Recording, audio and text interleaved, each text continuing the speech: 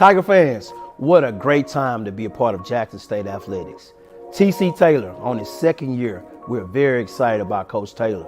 10,000 season ticket holders.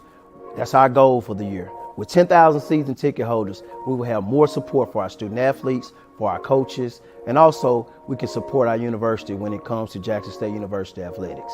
Go to JSUTigers.com. 10,000 season ticket holders is our goal. Support Jackson State University. Go Tigers. Jackson State is Jackson State. Go in the yard, baby. I love. Go JSU football.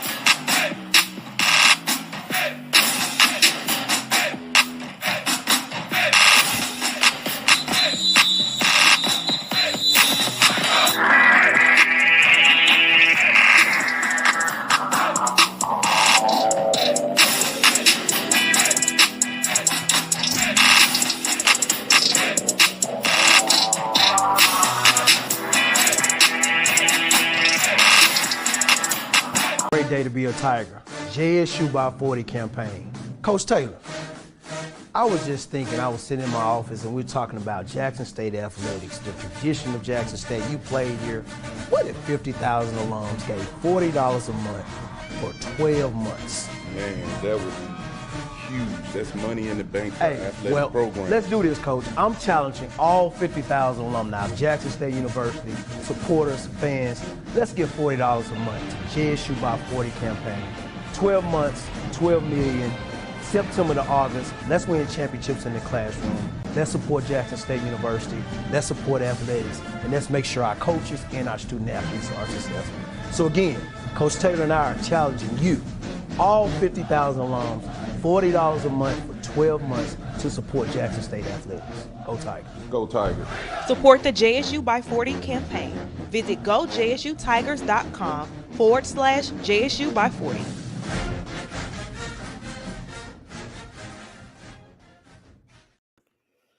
What's up, everybody? What's up, big dog? What's up, man? What's up, the I Love family? Man, what's happening, man? I know y'all missed us. We missed y'all too, man. Back off a good week of rest, man. Man, I've been chilling, man. No, I ain't gonna lie like that. We've been more than chilling. We've been doing a lot of work behind the scenes.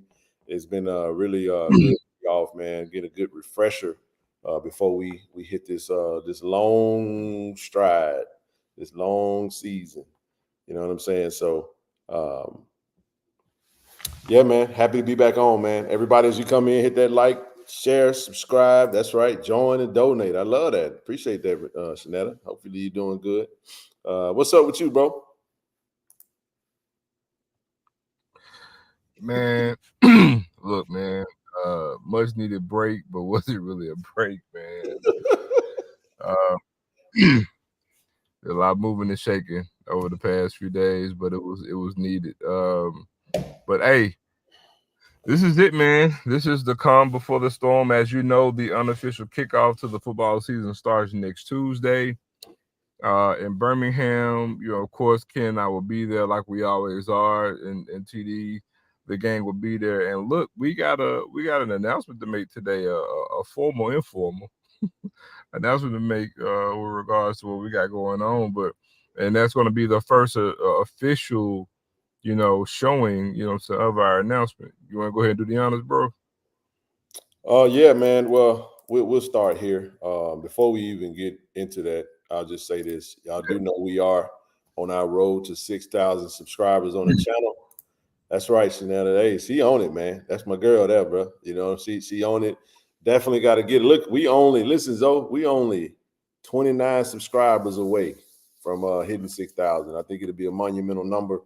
We get on that side of it. It's hard to get to that first 5K on. So shout out to everybody that's got way more than 5K, but we're doing what we do. Nevertheless, yeah, man, we excited about what's to come, but we operate in a whole different space other than just this platform. I mean, it's a great day. It's a great day to be a Tiger. Tiger Talk. Joe and I. Shout out to D Corey C. I dropped the link in the chat. I did put a message. So listen, I need all of y'all to do this for me, man. I'm gonna put this comment up there. Everyone, as you come in, scroll up to the top of the comment section and click the link. That takes you straight to the new Tiger Talk YouTube page. We rebranded, rolled that out today. Tiger Talk TV, formerly Tiger Talk with the 1400 Club. And it was just time for a fresh start, a fresh rebranding in a new direction. And we can be more than absolutely excited about what we're looking to do. I do want to shout out my brother Merch Pack, brother Jason Hall, who is a FAMU alum, by the way, for always supporting us with a lot of graphic work. And if you guys are looking for someone that can do great work, he absolutely does a fantastic job of that. And I can't put this up here without at least acknowledging the brother that had a hand in the artwork and the graphics and all of that good stuff. We created the new the new page. And here's the thing: that old page is something.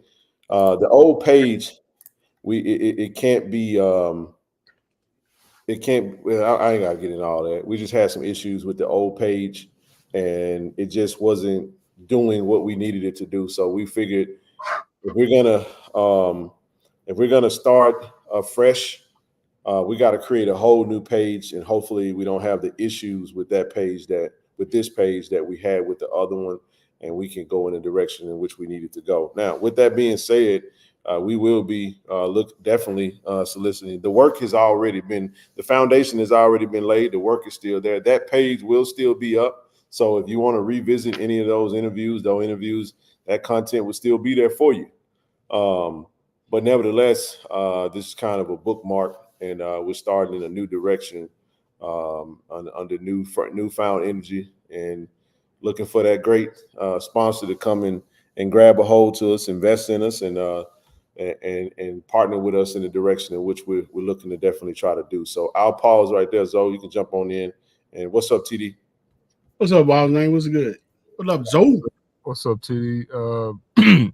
Hey man, as Mika would say, we're doing the old thing a new way, right? And just wanted to give you guys a change is always on the horizon. You either evolve or you die.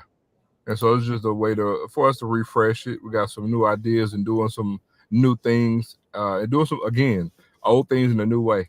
We got a lot that we're going to do now. We have a lot of different ideas, and we have a lot in store coming up here the next month or so for you guys within the Tiger Talk TV space and Tiger Talk TV landscape. So I can just tell you guys now, the content will be different. The content that we have will grow into a broader scope, but the content will also be different. And we're going to grow, you guys. Once we hit the 6,000, next goal is to get to 7,000 or 7,500. But I'm telling you guys, we are really changes on the horizon.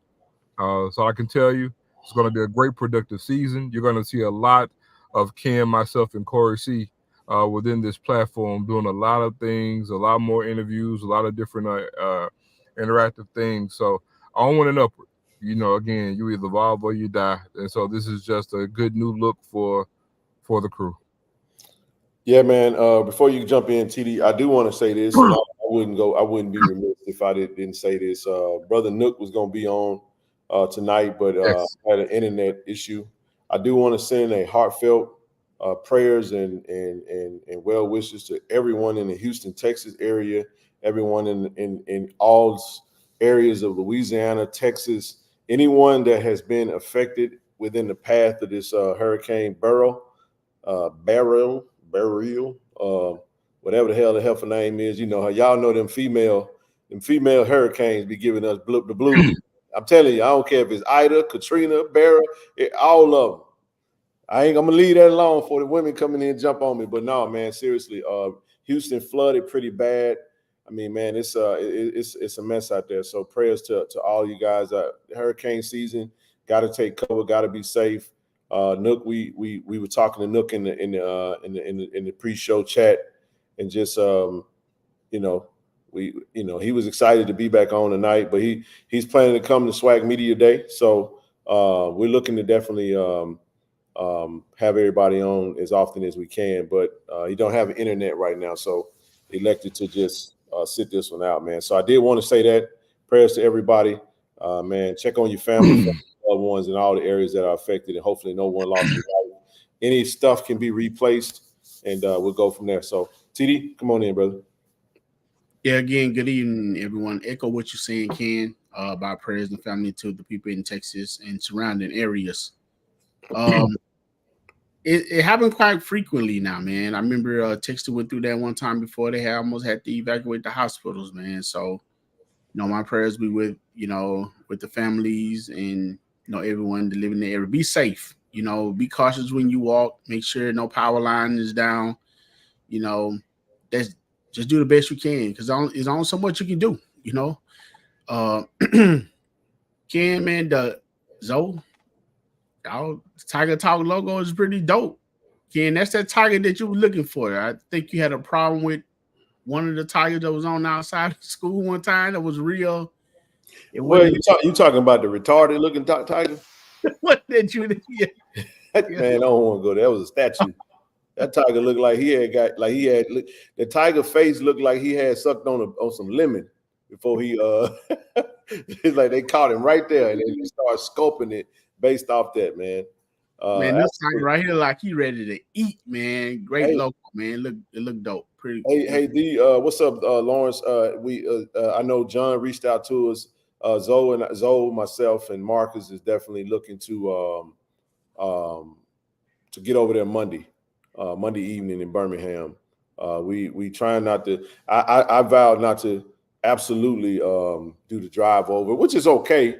It's cool to do that, but we got some new equipment that we ordered for Tiger Talk. One of the things that we did want to make sure, because we will be going to SWAC Media Day as a Tiger Talk crew.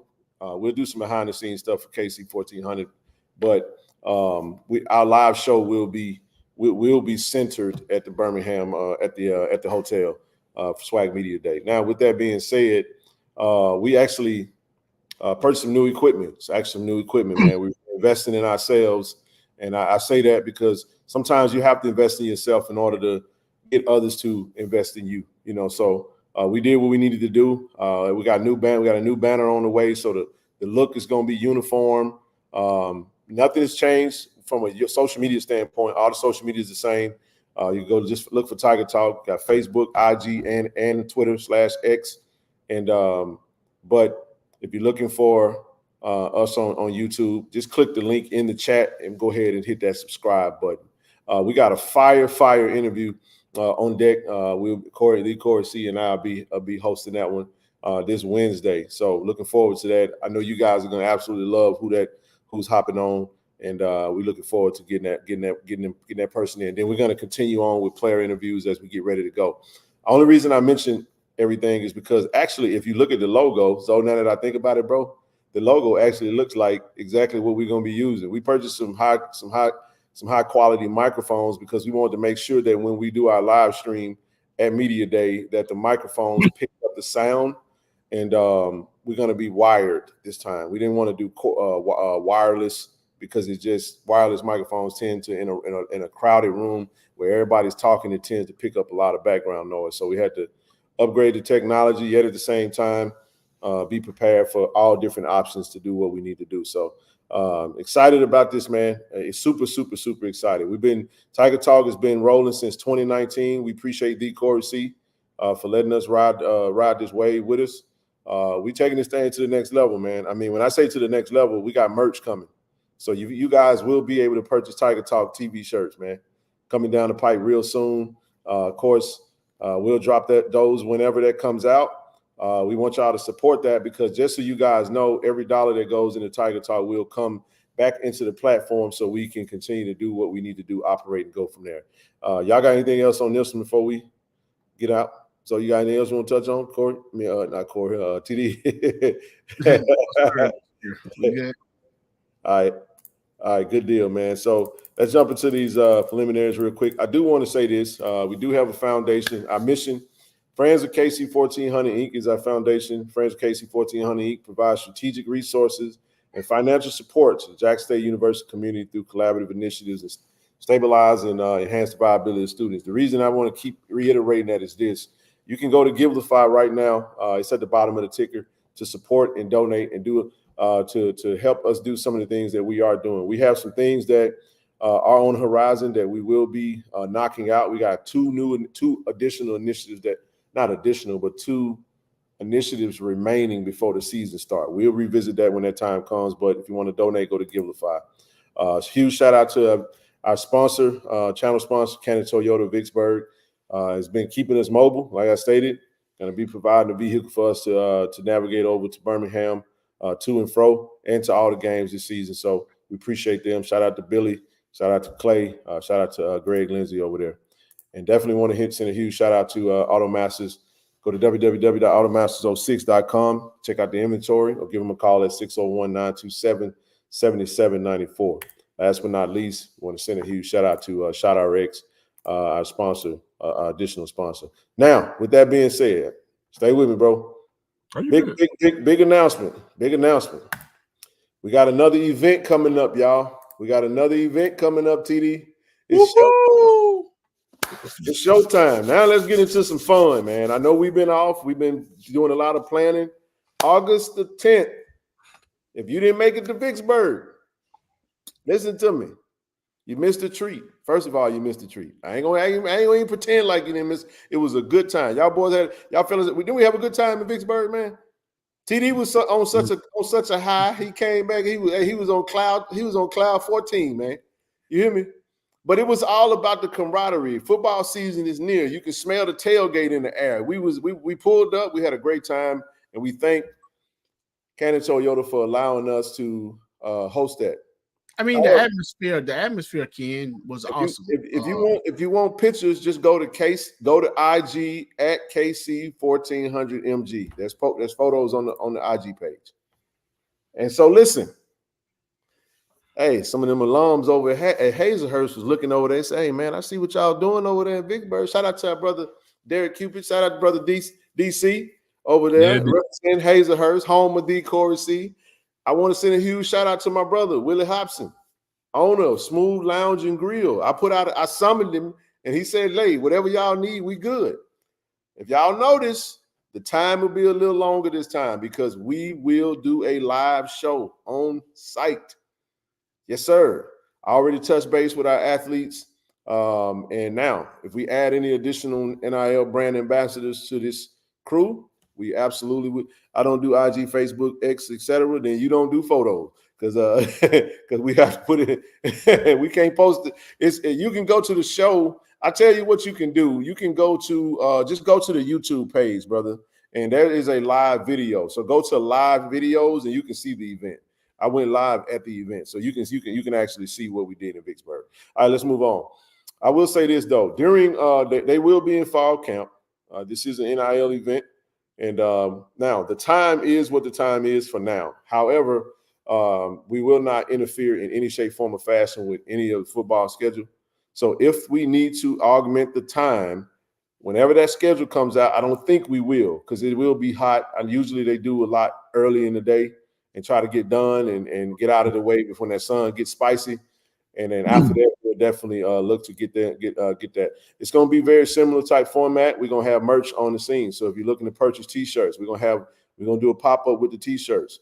All our NIL athletes are planning to be there. Probably won't be there the entire 4 hours, but they will make an appearance there. Come, get you some schedules signed. Come, take photos. Come, buy a T-shirt. Get your T-shirt signed. If you want to bring a football, listen. For what I was told, I know a little something. I'm in the know on some of this stuff. hey, man, you might get the Hazelhurst High School football team might pull up. It's a lot of folks in Jackson State that from a Jackson State standpoint in that area that absolutely love. And our very own Miss Beverly Walls, TD, I was talking to her. She from Hazelhurst, bro. Didn't even know it. So I'll shut up, man, because y'all, Joe, I'll start with you first, and we'll let Brother TD go because we know he's super excited. But thoughts on the event? I just want to put that out there because all our athletes will start pushing this event. It's no cover charge. Just pull up, come support us. If you're a Jack State Tiger, look, we're giving away. There will be a raffle giveaway, 2 JSU season tickets and 1 parking pass. So we will do another set of season tickets. So you'll get 2 in a parking pass if you win the raffle. Now the raffle will. Obviously, you have to buy a couple tickets. We'll give everybody tickets as they come, and we'll do a raffle. So prepare to come, donate to the platform, donate to the foundation, support us because we want to take care of our athletes for their presence. All right, I'll shut up. Go ahead, brother. No, man, just look, man, just make the little short drive, come fellowship with us. Like I said, no cover charge. Just ride down and come kick it with us. And like I said, man, my boy Willie, we go way back, man. Willie and I go way back. And way back. That's my dog right now. And Willie from that north too. Former Cowboy Charger as well. So yeah, man, y'all just come fellowship with us, man. Come kick it with us. And again, man, this is actually for the fans and supporters. This will be the real calm before the storm for you guys because again, you're talking about, man, starting quarterback. You know what I'm saying? You got, Jacobian, you got Jeremiah Williams, Irv Mulligan, Isaiah Spencer, Cameron McCoy. Got the star quarterback and backup quarterback. You know what I'm saying? Got we don't know which one that's going to be either. You know what I'm saying? You got Kobe Paul, man. Like I said, man, y'all come in, come kick it. And guess what? We might have a few other players that may decide to just pop up and show their faces as well. So, man, This is a good chance for y'all to come actually kick it with the players before the season starts because let me tell y'all, all the team will be back in preparation mode. I'll have you guys know for the first game of the season because this is August 10th. First game is literally 2 weeks after this date. Yep. Literally 2 weeks after this date. Little over 2 weeks. Yeah, a little over 2 weeks after this date. So, like I said, man, y'all just come kick it with us and have a good time, man. Give X a shot. Kind of cool. TD? Yeah, man. First of all, again, dope logo. Again, nice. Shout out to my brother Merch, man. I got to shout my brother out. He been work. I've been bugging the hell out of work, Jason, bro. Jason probably got 100 text messages from me since we've been off. I'm just keeping it a buck. Right. And I'm gonna send you that merch. I'm sending you the merch load when we get off, bro. I swear, I promise you. And I already wrote half of that. TD, I won't interrupt you no more. I'm sorry, bro. Nah, man. Hey, it is what it is, bro. Again, like I said before, the atmosphere in Vicksburg was great, and we gained momentum. You know what I'm saying? It's like a storm rolling down here that's picking up pace. And we definitely appreciate all the, Tiger Nation for watching, for supporting. And for those that came, you know what I'm saying, tell a friend, tell a family member to come on down to Hazelhurst. It was 30, 45 minutes away from Jackson. Yep. Not sure what area you coming from. Get on I-55 South and come on down, man, and do a support. The players were very excited. That was one of the things that one of the first thing I noticed, man. And like I said, they were very willing and humble and appreciative of the drive and what was going on. They were pleasant to meet the fans. I was too. Had people from Indianola, people drove in from Mendenhall, and it was a blessing. It's a blessing to me because people who I like, especially I like good people, you know what I'm saying? And so that's a crowd that came around, man. Everyone bought t-shirts. There was no problem with the price. It wasn't, the food went. It was delicious. So I'm pretty sure it's going to be, the same or even better.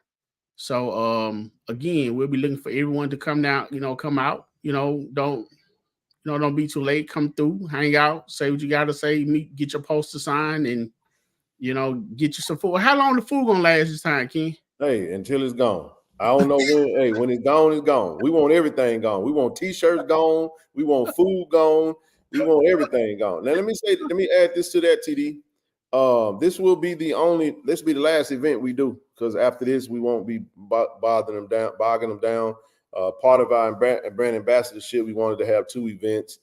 That's all included. Again, This is also another cool way for them to make some money through their deals with the brand, to be able to to be able to show up for that event. As I stated, their time for when they will be there will be dictated and hinged on their schedules. Nothing will interfere with there. So any coaches watching, please don't.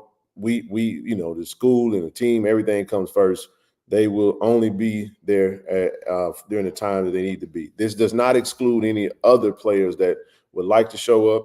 Again, we'd love to, because what we're really trying to do, TD and Zoe, is that we're really trying to grow our NIL efforts. Right. We're in the process of updating the website. We've already updated all of the pages, but we're adding a NIL, a brand ambassador page to the website, KC-1400media.com, because we do want to make sure that those that we have partnered with, they're showcased and featured on that as well. So, and this is the cool thing about it, though. This is great, but it also it's kind of a bittersweet thing, because you want to take care of as many players as you can. You want to add as many to the brand.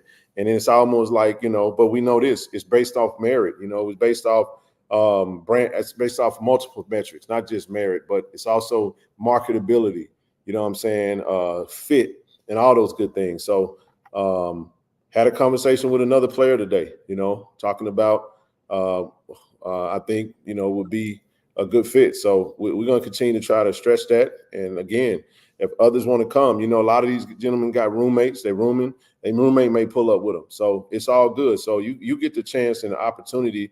But this is what I do want to say. This was initiated by the Hazelhurst group, those that are down there that was eager to get us in their area. They wanted us to have an event. They wanted to take the lead on it, and they're going to do everything that they need to do to make sure that everything is accommodating, just like it was in Vicksburg. All we got to do is show up and do what we do. We put the show on the road, and there's a lot of alums in that area. Brother Cupid being one of them. And he was the one that was saying, look, there's a lot of us. We got a ton of us. KT Dub went down there like he normally do, had the initial conversation, and he said, and this will be a yearly event in Hazelhurst. That's absolutely correct. One in Vicksburg, one in Hazelhurst. And if we grow it, then we will grow it. Okay? So, all right, go ahead. Yeah, I also wanted to say, Ken, I did also talk to Miss Hall. She called me, Miss Wall, yeah. Giving me condolences about my friend. She had some very kind, humbling words to say to me. She did express to me that she's from Vicksburg, and that she had a lot of paraphernalia and history. She thought about Zoe when she said, I got a lot of history clippings and things like that, man, that she's very proud of. I want to say, I also want to say about this event, Kenzo, we always complain about what's not given to us, man. And sometimes you have to make lemon out of lemonade. I mean, this is a small stuff that we are trying to do. We always want to say I love. We always want to support. We want to win. We want to be able to brag. For those who own X and the different social medias who going back and forth with other fans from other schools, come out and support this. I mean, even if you can't make it because you out of state, you out of town, send a donation. This is how you change the game rather than always complaining. So if you're not going to support, don't complain, because it is what it is. You got to make stuff happen, the best way you can. Well, that's why we're going live, and we're going to move on because we got one more event we want to talk about, and then we'll go from there. He said, how do you make lemons out of lemonade? You know exactly what he meant. He meant make lemonade out of lemon. Yeah. Chop mess with me. It's all good. I know. That's Chuck, man. That's our brother, man. I'm messing with him. But no, we will go live. So if you can't make it, we're doing a live show. We might have a short show that Friday as we lead into it, but we're definitely going to do a show on site. It will. I know. I know. Good people there, bro. Good bro. Yeah. So yeah, man. Looking forward to it. We'll definitely be talking about it. It'll be on our social medias tomorrow. We'll roll that out and we'll go from there, man. So, but listen. Right after that, man, we got the party of the century. Now listen, This ain't our party. This head coach TC Taylor's party. He hosting this thing. He the face of this thing. The coaches and the players. We got a big fundraiser / event coming down the pipe. It's gonna be at the convention center. Everybody and their mama's gonna be there. This is gonna be the kickoff. This is the official kickoff weekend of the Jackson State 2024 football season. All of the coaches will be there. Listen to me, y'all. It's it's hot and heavy. We just purchased the convention center. The contract is booked. Hey, listen, it's August 24th. Put your best on, get clean, pull up to the convention center. But listen, go ahead now and go to committedtheexperience.eventbrite.com, man. Go ahead now, get your tickets. If you know how we like to do TDA, we like that VIP stuff. So I can promise y'all, if you want to get that VIP, you want to jump on that right now, man. So we're gonna really start ramping up the efforts to advertise this event. We want a great showing. We want everybody to pull up and everyone to show up. We got DJ Unpredictable taking the lead on this thing, and we're gonna be in partnership with him along with the Blue Bengal Athletic Association. So we in that thing, man. Live entertainment, DJs, foods and drinks. Jack State football fundraising starts at 8 p.m. hosted by the JSU football head coach TC Taylor and his staff. So when last time you seen the coaches have a party where they hosted the party? So got to go to Eventbrite. It's committed, theexperience.eventbrite.com. All right, let's move on. Touchdown Tiger Talk. Join the movement. Y'all know JSU by 40. Go and join the movement. Season tickets on sale. Listen, if you're buying season tickets and you're part of alumni chapter, make sure you select your alumni chapter so your chapter can get credit for it in the alumni chapter challenge. All right, this Thursday, who all going? This Thursday, listen, I hate that I ain't gonna be there. You know what I mean? I hate I'm gonna miss this one. But at Zaza, the Rooftop Sky Lounge, this is gonna be world class. Listen, if you're in this town this Thursday, go to Zaza Rooftop Lounge, Sky Lounge, man. 6 p.m. to 9 p.m. VP AD Robinson, Jackson State coaches, and more. They're gonna be there.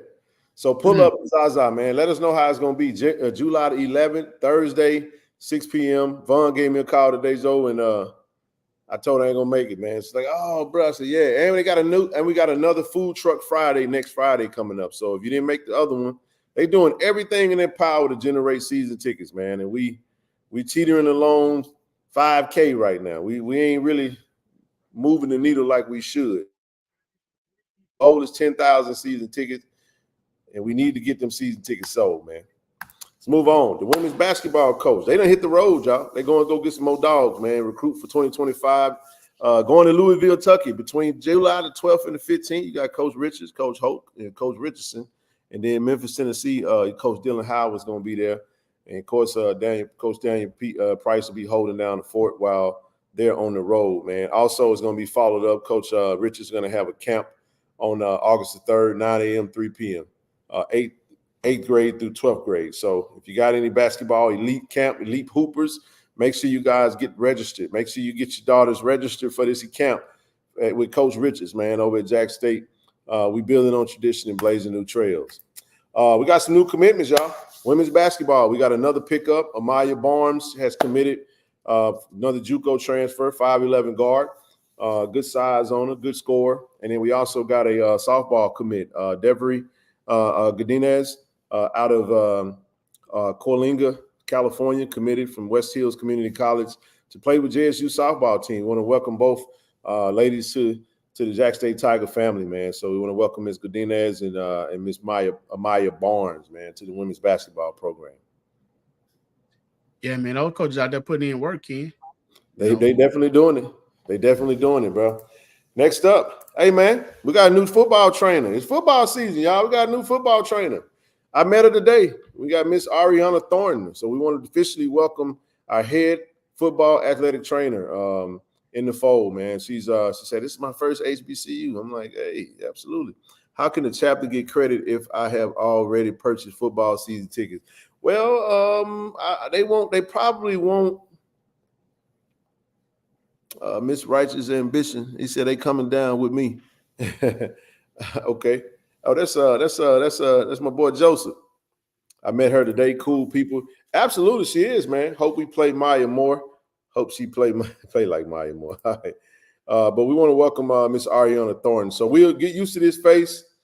She'll be the ones taking care of our guys as they nurse their injuries, man. Hopefully we don't have many of those this season. So we got a few little knickknacks. She's already hit the ground running and doing a good job, man. So it was great to meet her. She was getting settled into her office, and we welcome her and happy to have her. She replaced Ocean, who was our head athletic football trainer last year. But she's in now to replace Ocean, man. So we want to welcome Ms. Thornton to the family. Wow, welcome. Hey, so the party, bro. Oh yeah, so I got no, Ocean's not with us anymore.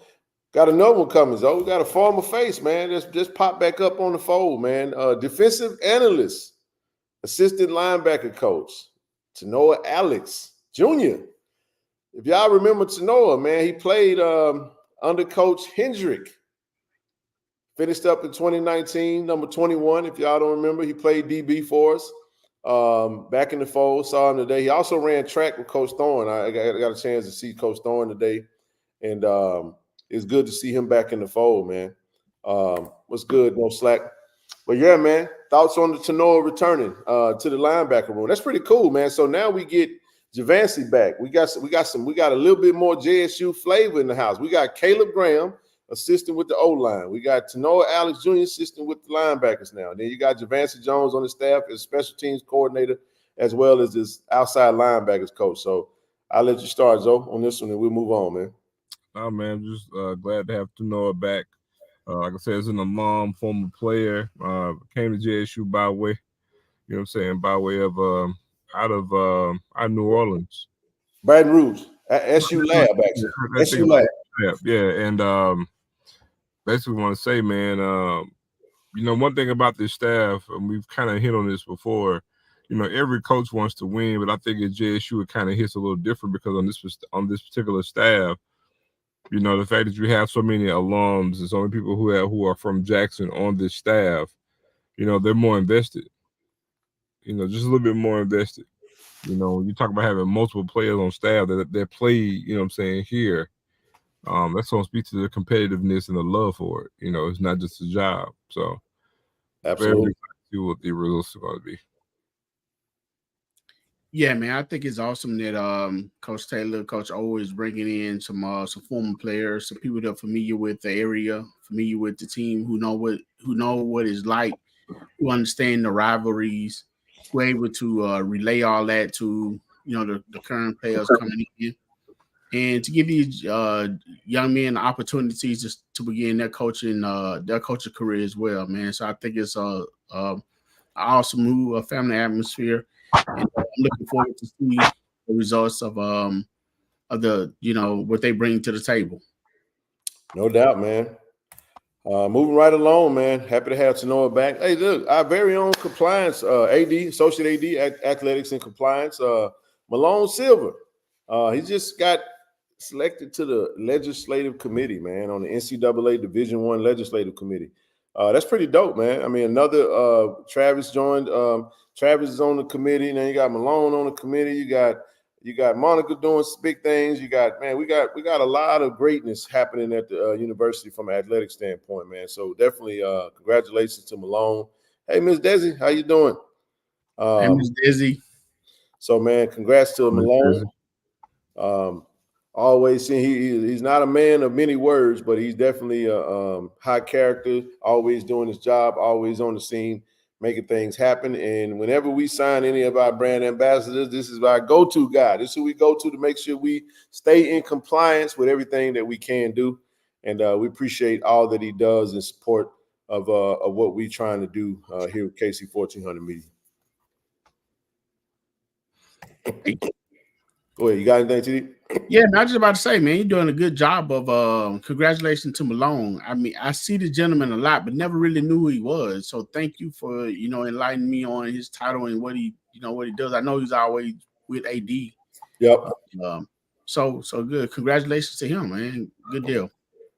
No doubt, man. I did want to highlight this Tiger Spotlight. Nasia Gaddis, man, she got an internship. Stated, I believe this internship will prepare me for life after graduation, confirming my love for journalism and helping me build connections to go past getting my degree. By working with a Hall of Fame journalist, I was able to see the firsthand is required for the position like this. So she's interning with the Atlanta Falcons.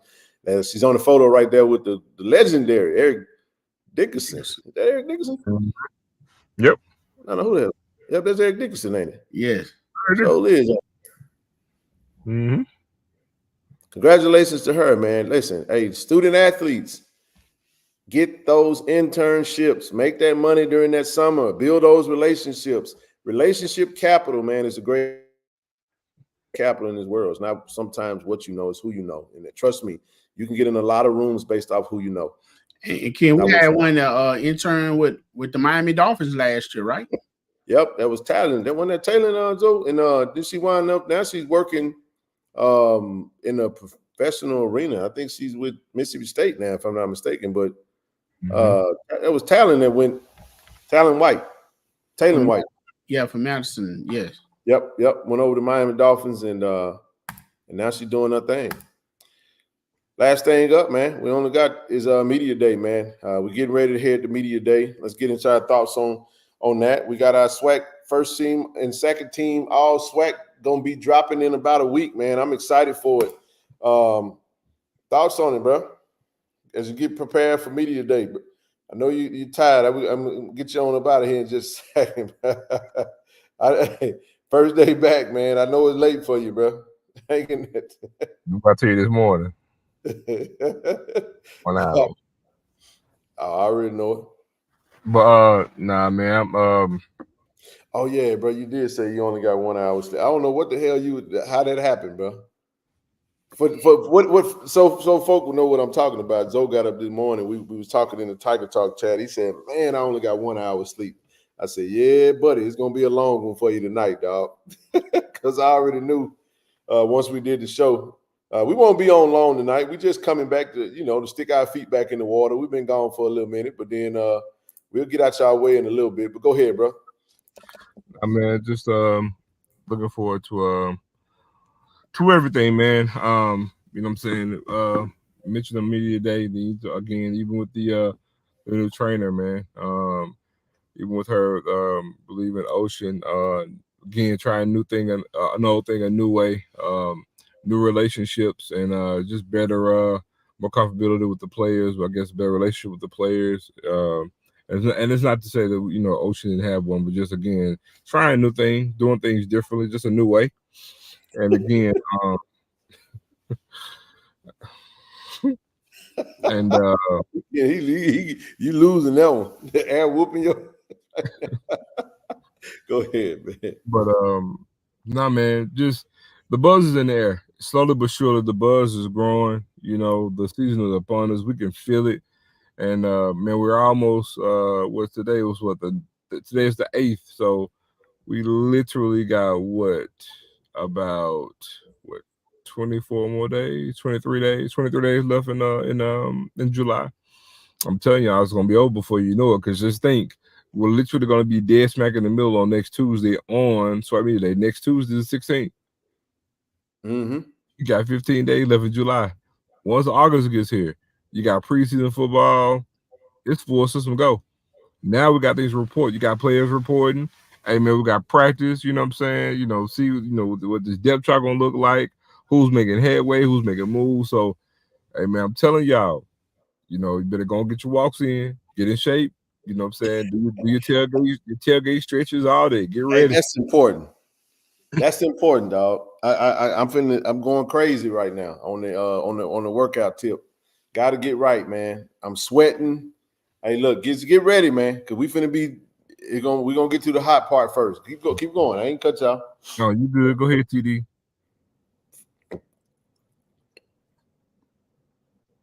You're on mute, TD. You're on mute.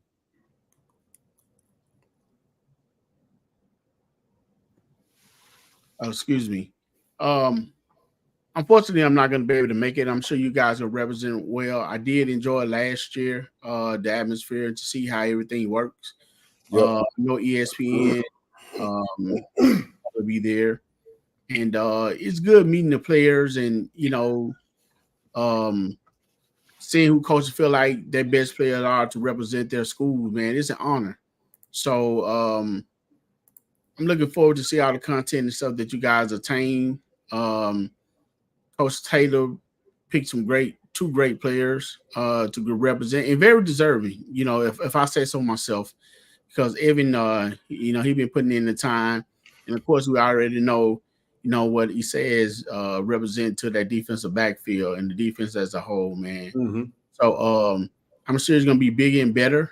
A lot of information going to be given, and again, man, I'm not sure what the prediction is going to be, far as the pickings, far as the team goes, but hopefully, it's honestly evaluated, and they choose the best players that they really feel like is going to represent the conference.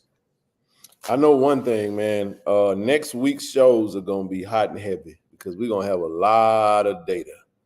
It ain't going to be no more guesstimation as to who they chose is what. We'll break it down. Did they get it right? Did they get it wrong? And we'll see where we go from there, man. I think if anybody's going to get snubbed, we always get snubbed in a way. So we had someone there was on from a representative of the Shrine Bowl was out there today taking a look at a couple of players, man. Two of the players that they mentioned was actually Fabo and Robert McDaniel. So that was it's pretty good stuff right there. I think both of them will be preseason all SWAC players. Fabo had a great end of the season, and Robert McDaniels was a HBCU All-American with Alcorn. So he got all the metrics. I mean, it's pretty good, man. The wide receiver, the DB. We'll see what comes of this season, man. But preseason, it's not where you start, it's where you finish. It's always about the end game and not the beginning of it. But it'll be something to definitely delve into and talk about. So, hey, so I got a question for you, bro. So when it comes down to being picked, would you prefer being picked number one, or would you prefer to be picked as an underdog, or 3 or 4, underestimated, counted out? Preseason. Yeah. It depends on the team. It depends on the team and what we're doing. What I mean by that is, because I mean it's kind of a generic thing. If it's a team and what we did last year, if we didn't have great success, it kind of doesn't matter, right? You see what I'm saying? So it's like your positioning and how the roster sits and what your tangible goals are, because everybody, all 12 teams in the conference, gonna say they want to win the SWAC championship, but we all know with roster makeup and what we sit in the whole lexicon of the construction of what we're trying to do, how realistic and tangible that is. But to answer your question, not to be long-winded, when it comes to JSU in this particular year for this team, I would want this team to be picked 3rd or 4th for all the reasons, because we have the ingredients for what we need. You want this team. Not saying that we need this, because honestly, in the big scheme of things, this is not really used to motivate the team in regards to games and say, hey, we got to go win. We'll pick to finish 3rd. Our goals are our goals. You know what I'm saying? But it can be a little extra, because when I mean this team, TD, I always go back to what we are. For example, this is TC Taylor's 2nd year. We got continuity with the staff. We moved some pieces, right? A little bit. There's a little change, but we went 7-4 last year. It's only a small handful of returning starting quarterbacks in the conference. We got one of them. It's only 2 real good ones. We got one of the 2, right? We got a loaded running backfield. Yep. Receivers are nice. Yep. The O-line is intact. We led the nation in interception. Our whole entire secondary returns. Our biggest question mark, and it is a question mark, is our linebacker play. We're loaded on the front. Our D-line is nasty. So it's like, and we were 7-4 last year. So, we're like basically a few pieces away. If we can plug in the right pieces, if we got the right matches in like we think we are, we should take off. So if we want to sit there and use that 7-4 to say, hey, we were 7-4 last year, right? and really could have been 92. It was okay, hey man, we got all this coming back, led the nation in recruiting, and you want to sit here and tell us that, wow, really, y'all got some people over us? We have the most returning starters in the division. So you want to sit there and say you got to pick to finish third after what we did last year and what we got coming back? Okay. Yeah. So I want to throw one thing in there. This comment, Big John said the guys behind FAMU and Alabama State. Basically, if that's the case, then what that means is they're just looking at last year, how we ended. We ended third behind FAMU and Alabama State. And it's like, that's always my knock. It's like, are we really doing journalistic work when it comes to like picking, like do the work, like for real, like really do the work. I know Blue is on here. I know he and his team and those that work with him, they do the work. They actually do the work where they actually assess the players, assess rosters, assess off-season moves, and really weigh that stuff in. And then it actually means something. You know, the rankings are going to be ridiculous. They had Preview at number 5 in the West last year, and they made SWAC channel. Yeah. And to your point, Ken, and this kind of goes to TD's question. So let's look at the SWAC from a historical standpoint, because Ken hit the nail on the head. Typically, what the SWAC does is just run chalk from the end of last season to the beginning of this season. So typically, so knowing that that's being done, TD, can you really use that as motivation?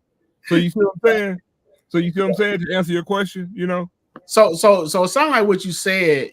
When you went through the whole roster situation, you saying from the roster and from the coaching standpoint, you think we probably should be ranked number 1, but you prefer if they just go ahead and give us that underdog third. Well, here's the thing.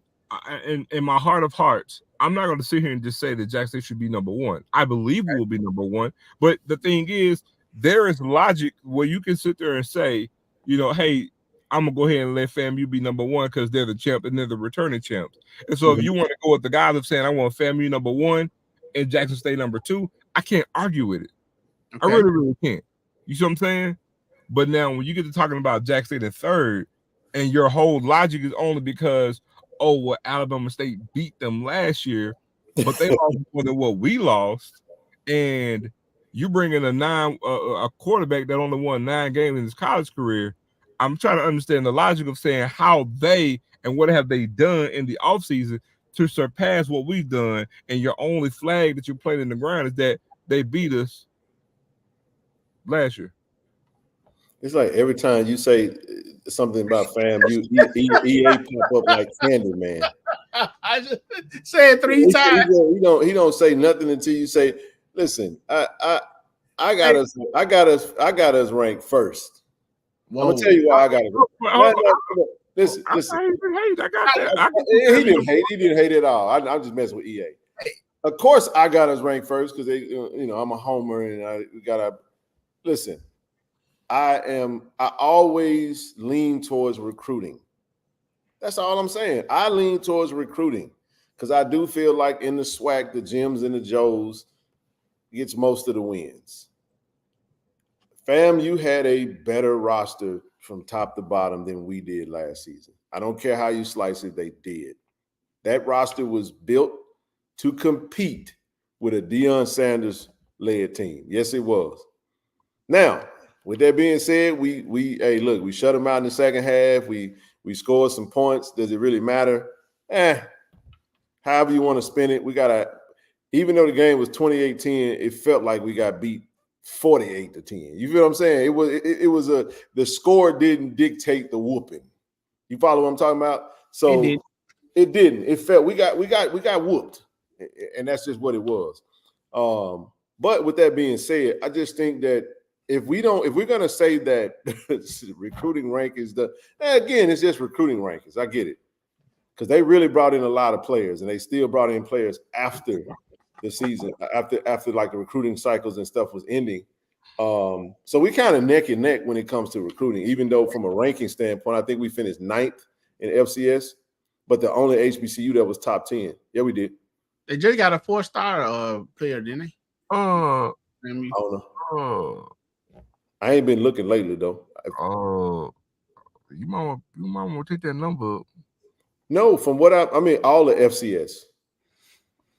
I factored in. Oh, we was number one in HBCU recruiting though. We were. It might have been 7. It was 7 or 9 or something to that effect. I know it was in the back 5. Water's wet. But here's all I'm saying. Because of that, I just feel like that if that's what, at least I'm using data that current data. I don't think last year means a whole lot of anything because last year we had putrid play calling. We had some roster turnover that changed, and I think we did a really good job of upgrading, and from a coaching standpoint as well as personnel. Now they got to go play the games. So that's why I say preseason don't really matter, TD. Now, here's what I told Coach Callie James today, because he asked me, he said, where they got us ranked at? Because we were talking about something, and he wasn't even asking like he was concerned. It was more like, my mentality, TD, is rank us wherever you want to rank us, and let me go prove it. Yes. Yeah. Now, in my heart of hearts, I feel like we're the best team that's going to go into the season. That's just my heart of hearts based off what I've seen, based off the recruiting, based off the training and all that good stuff. But I do have tunnel vision. However, I would rather you put us wherever you can put us 4th. I don't care. Because in the end, we got to go play the games. And I think in the end, it'll be a little different story this year. I really do. And I'm telling you, this team, I give you a word that gets thrown around a lot around this team because I've been at a lot of practices. It's different. This team is different, man. You do with that what you want to do with it. This team is different. So that could be different, like 6 and 5 different, or it could be different in the standpoint of 9 and 2. I will say 10 and 2, 11 and 1, 9 and 3. We don't know. I will say this though, and this is the one thing they can't argue against. It's just green and orange glasses at this point. You don't know what you're getting. You don't have a clue what you get in game management. That's exactly right. You don't have a clue what you're getting when the ball's kicked off, what the head man is going to do. What the offensive coordinator going to do. I'm just saying, but even still what the head man is going to do, you have no idea what game management is going to be like. You have no clue. And you can say you got a feeling that's gas. You can blow that shit out. You have no clue or no idea what's going to happen from a game management standpoint. And again, that's where we have continuity at. So again, but again, this is not me.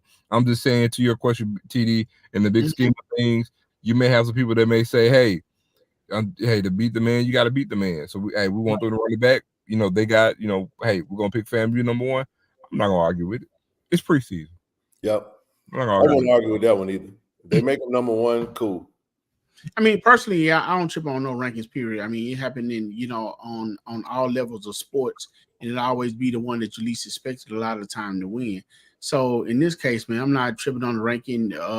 What I am, I'm high on the coaching staff of Jackson State, and I'm high on the players that they brought in the expectations. So just ride on it off that alone. I'm not concerned. You got to lace them up and go out and hit them no matter, what the signing class was, no matter who you got on your roster. You still got to lace them up. You still got to coach. You still got to put players in the right position. So at the end of the day, that's why they play the game. So, personally, I like to be underestimated. Look, you don't ever, let me tell you something. We don't ever underestimate no snake. You see when you cut his head off. So I'm just telling you right there, we ready to whoop him. Because I promise you, after we whoop them snakes this year, I promise y'all can clip this. I will be in Tallahassee in 2025 with my snakeskin boots on. I promise you. I promise you, I will be there with my snakeskin boots on. Hold on. Before you say anything, Zoe had an eventful week, by the way.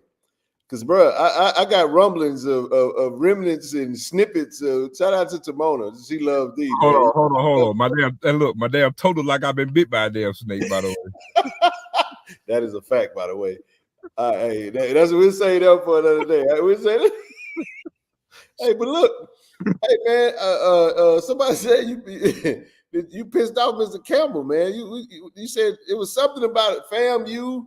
I think you said, fam, you're going to lose to Alabama A&M, and next thing you know, it was off to the races, man. I need to hear it, man. Come on with it. I stand by it. I guarantee it. I told him, I said, Bethune-Cookman is going to listen, look, I got asked a question today. Was Zoe serious about it? I said, Zoe was dead ass serious. I did. They know that was yesterday. It's like, was he playing or what? I said, trust me. I've been hearing this for months now. Zoe stands by that. Zoe said 7 of 5, 6 of 6. And I said, boy, you crazy. Because I thought it would be better than that. So I gave FAMU more games than Zoe. But look, I hope you're right. Look, I'm right. crazy. I'm crazy. I'm crazy as a damn fox. I'm telling you like this. Blue, They will lose.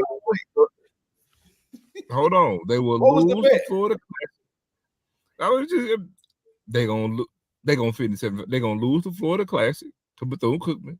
And I told them that, bro, I'm telling you, they gonna lose to Alabama A&M. Langford is gonna have a game of all games against FAMU. See, let me tell you something. See, everybody right now, they look at Alabama A&M. They not good. But, man, since FAMU played them, I mean, they barely got out of Huntsville that first year with Willie off a bogus play to beat Alabama A&M. Now, they got them last year. But Langford is going to go crazy. In Tally Ho. Hey, Zoe, that man say you make it irresponsible. But look, man, did you bet him on the Alcorn game? Yeah, I lost. I'm talking about, did you get your double or nothing? No. Oh, I thought you wanted it. I'm gonna tell y'all one thing. I got the squirrel. You better hope that they don't lose to Alabama A&M, bro. Because Zoe gonna be like Boosie's little daughter, man. I told you this. All right, I'm gonna tell you right now. Not if we win. When we win, I'm telling you, y'all better get my 1-900 number ready. I'm Uncle Cleo's nephew. I keep it real. I'm telling you, I'm gonna get rich up in here. Hey man, I didn't know. I folk was like, man, because I literally kind of unplugged, man, and I said, man, but what I said, if it's about Tallahassee, I don't even have to hear it because I haven't heard it for 2 months straight. He's like, yeah, bro. They kill me. Oh, we don't do Tallahassee. I'm like, man, look, I done been down there and won. I seen us get dubs down in Tallahassee. I mean, you know what I'm saying? It ain't. I mean, look, man. Y'all look, okay, let me say this. FAMU, again, their best they gonna be is 75. I got them 6-6. Go look at their first 5 games.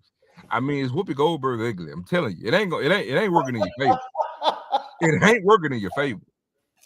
I mean, you can keep hope alive all you want to. Go look at them first 5 games. And then when they play us, look at how it is. Y'all may not think Southern's gonna be good, but you got Jack State and Southern back-to-back. That's an emotional high. You're not coming out of that thing unscathed. You're losing to Troy. You're losing to what's the other FBS team? Come on, man. Come on. Yeah, they're gonna get destroyed by Miami. Yeah, we know that. Miami. You lose Jack State. Prairie View gonna get you. Bethune-Cookman gonna get you. That 5 losses right there. That's 5 right there. You left Alabama and them gonna get them too, huh? Shit, do a pastor know his word? What about Channing Berry now? I ain't worried about all that. That's a toss-up game for that ass though. For who? For FAMU. That's it. Look, don't think they just finna walk by Norfolk State because Norfolk State is a dangerous game for them, dog. Look, Dawson Odoms in the 3rd year. I'm trying to tell you. 6-6, the best they gonna be, man. Damn. But look, y'all can clip this. After we're gonna spank that tail. I will be in Tallahassee in 2025 with some snakeskin boots on at the tailgate. Ready. Said if it's hot, he gonna have on shorts. Green and orange snakeskin boots too. With shorts. On the lowest. Look, on the lowest of 7 heels. What's up, big bro? What up, Jamie? On the lowest of 7 heels in my snakeskin boots. Good gracious alive, man. Greg, you ain't got a hope. That was just Jack tell you to keep hope alive. I'm telling you. If I tell you a mosquito can pull a wagon, don't ask me no questions. You better hook his ass up.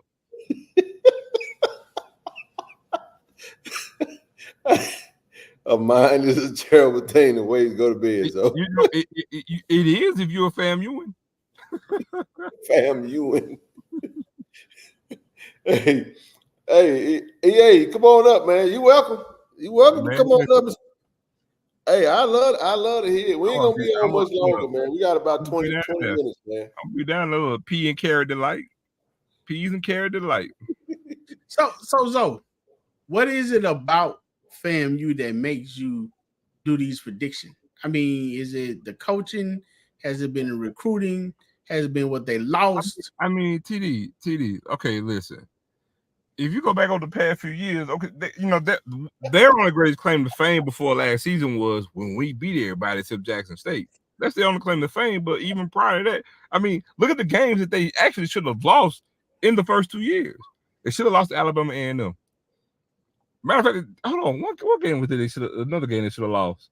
To my last year's no, I'm talking about the first year. The first year in the SWAC. I think it was out. They should have lost to Alabama A&M was another game. Like damn, they should Grambling. Grambling. Oh yeah, with thick 36. The hell out of them. That was touchdown. Yeah.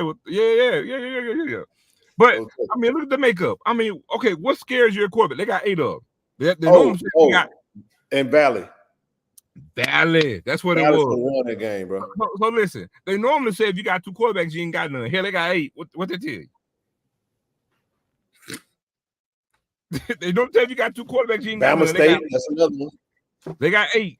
I mean, look, Maritovich don't scare nobody. I mean, he don't scare me. I mean, Musa didn't scare me. They said I was crazy, but we saw the way the season went. I mean, Musa was just. I'm just saying.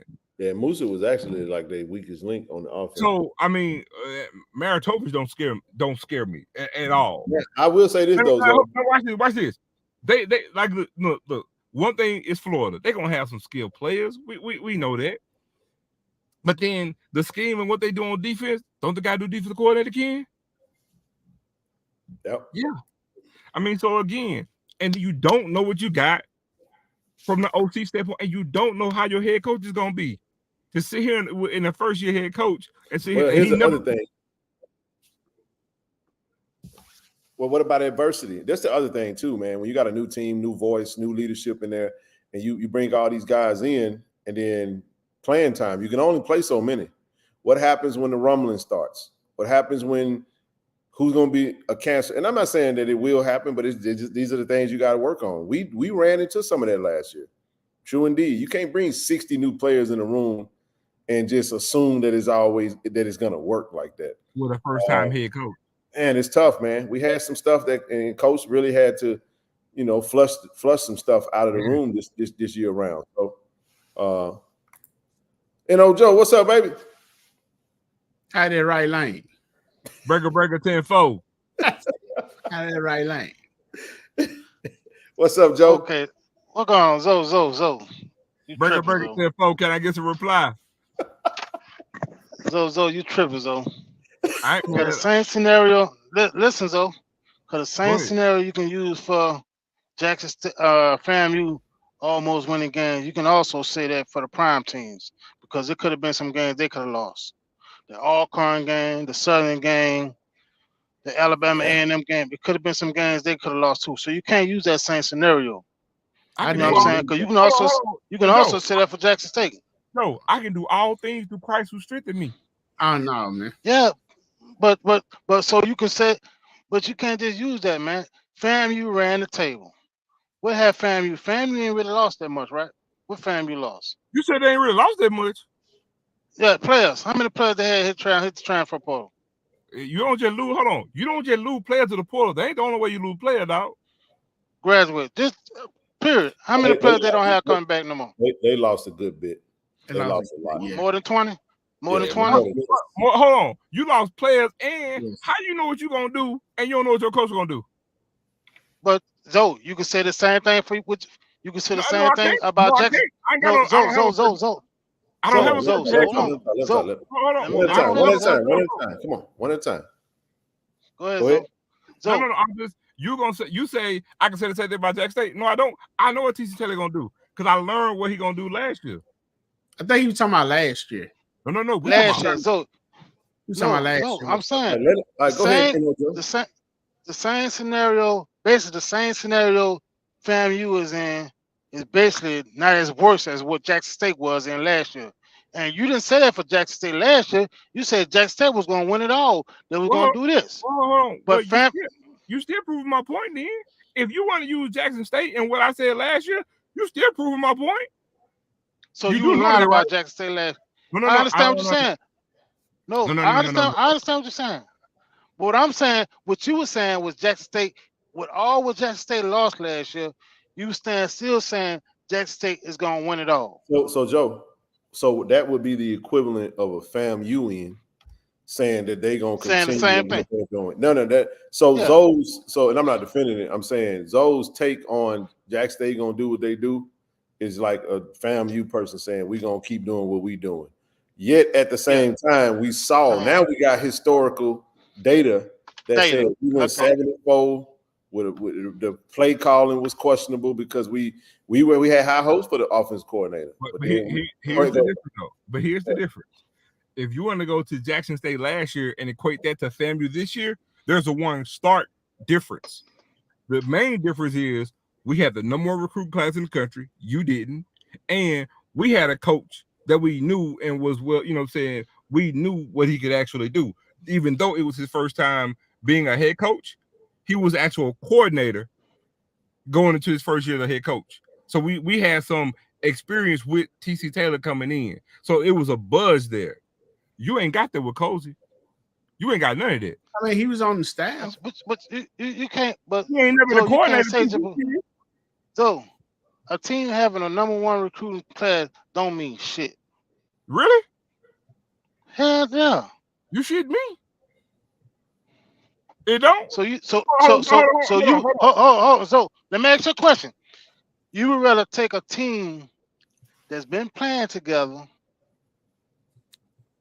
and they are what that word everybody throwing the continuity and all. I don't know all these big words y'all be talking about. I make money. Continuity. They got all this continuity. Well, let me finish. Go ahead. And all this continuity who's been up under the system for a couple of years.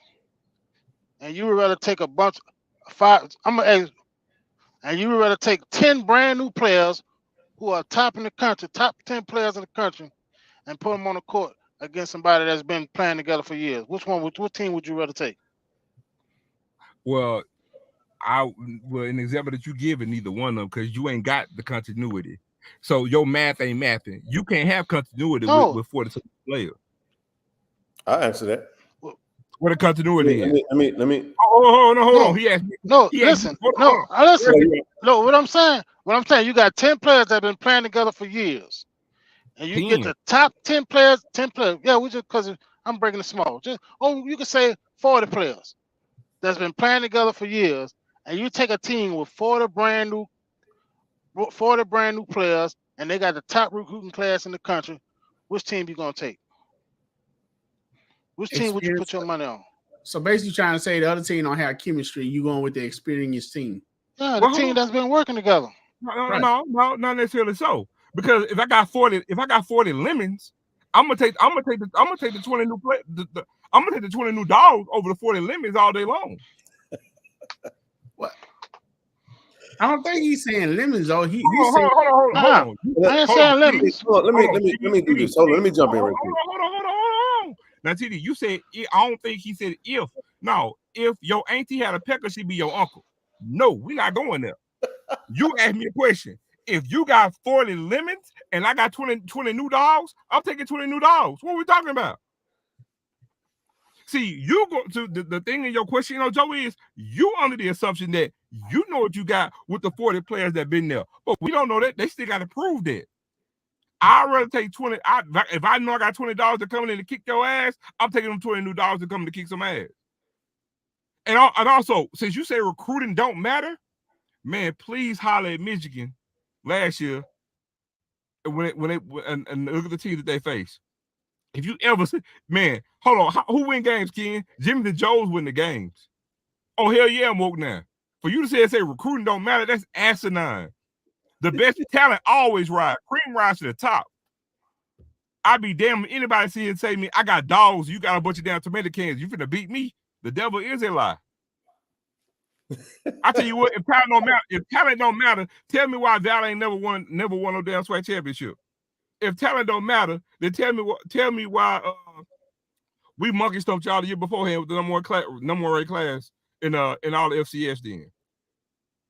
If talent don't matter, if we don't, I tell you what, if everything that FAMU had last year, if Prime and all them don't leave, you still think you win that game last year? Since talent don't matter, since recruiting don't matter. If Deion Sanders hold on. If Deion Sanders don't leave and we don't lose them players, do you honestly think that y'all win that game last season? I thought Joe with Jackson State. Joe. TD, I'm asking Joe a question. Joe. Hey man, chill out. Hey man. If Deion Sanders don't leave and we don't lose them players, do you really think FAMU win that game last season? Since them rankings don't matter. Where you go? Joe, you there?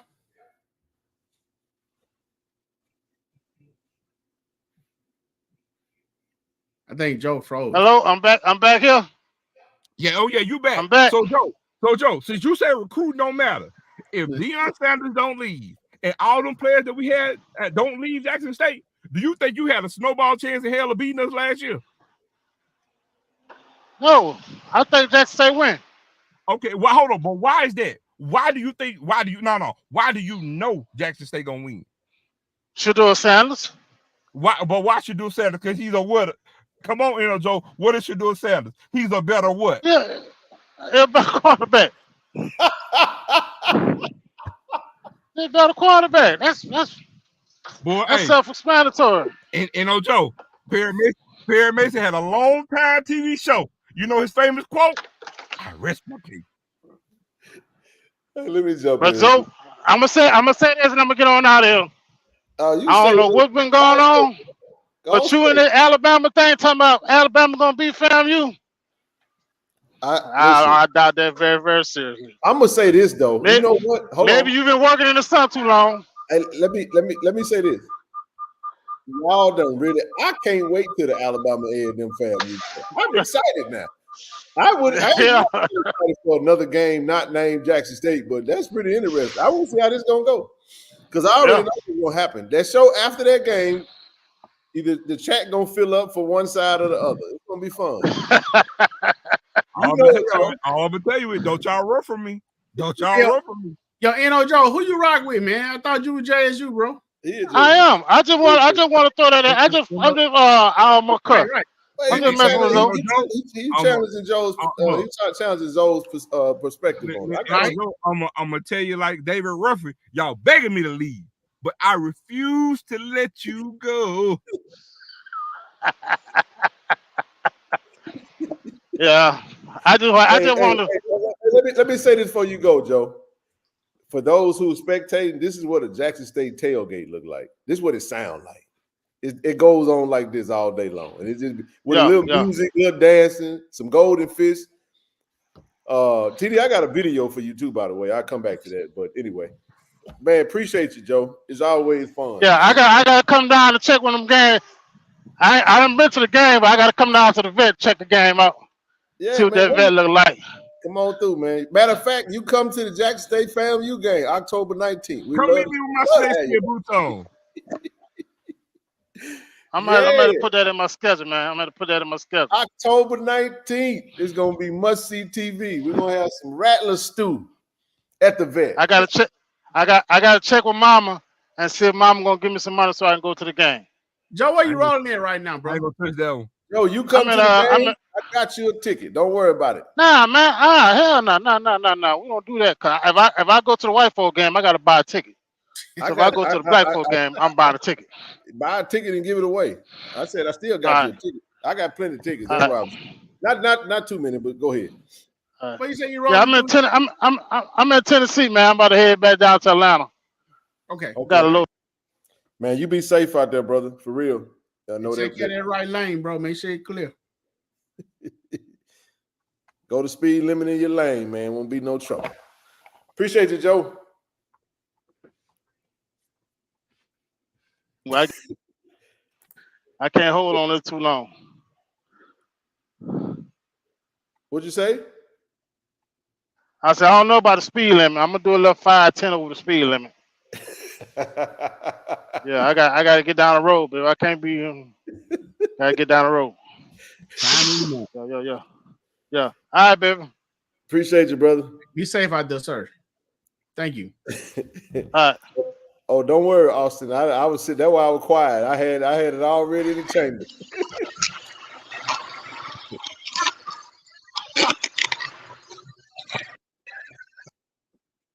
Oh, here we go. All right. Still got a hell of a punchline tonight. but no, man. EA was ecstatic up in there. I saw you in the chat, EA. Recruiting don't matter. Hey man, listen. I understood his.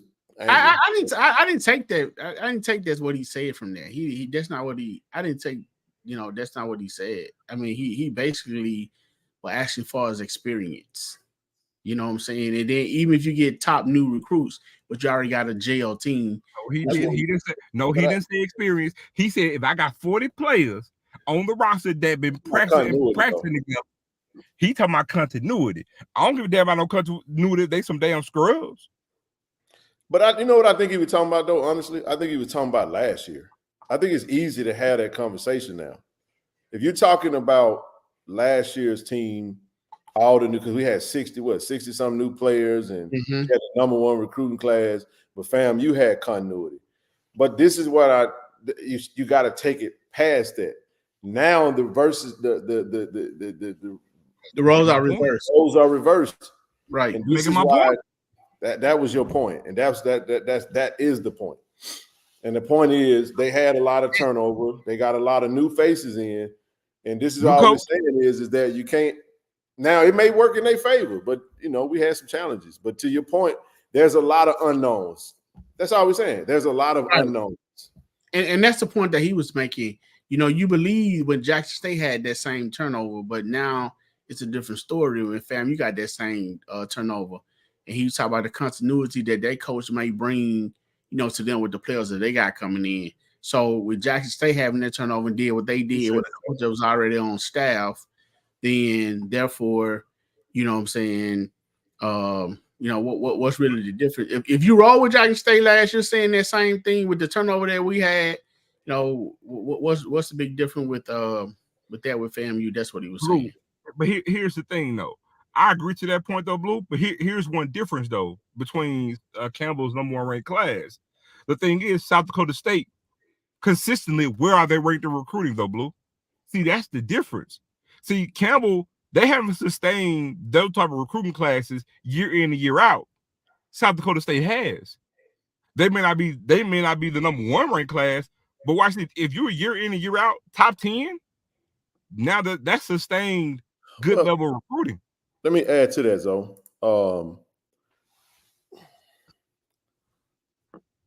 You cannot underestimate in recruiting. You cannot underestimate a team that is able to retain a good portion of their roster. Exactly. Only filling in a few slots. And that's what he was saying. To your point, no, Joe, to your point, if you've had a consistent 2, 3, 4 years of winning and good recruiting classes, and you're not losing and bleeding to the portal, your recruiting class will not look like a team that's probably overhauling or overturning their roster because they got a new coach, a new system, whatever the case may be. So it can be a little distorted if you take it that way. It's all about the context. That's why when you're evaluating the teams, you got to be able to tell the story. Now, in FAMU's case, and I'm going to move on to FAMU real quick.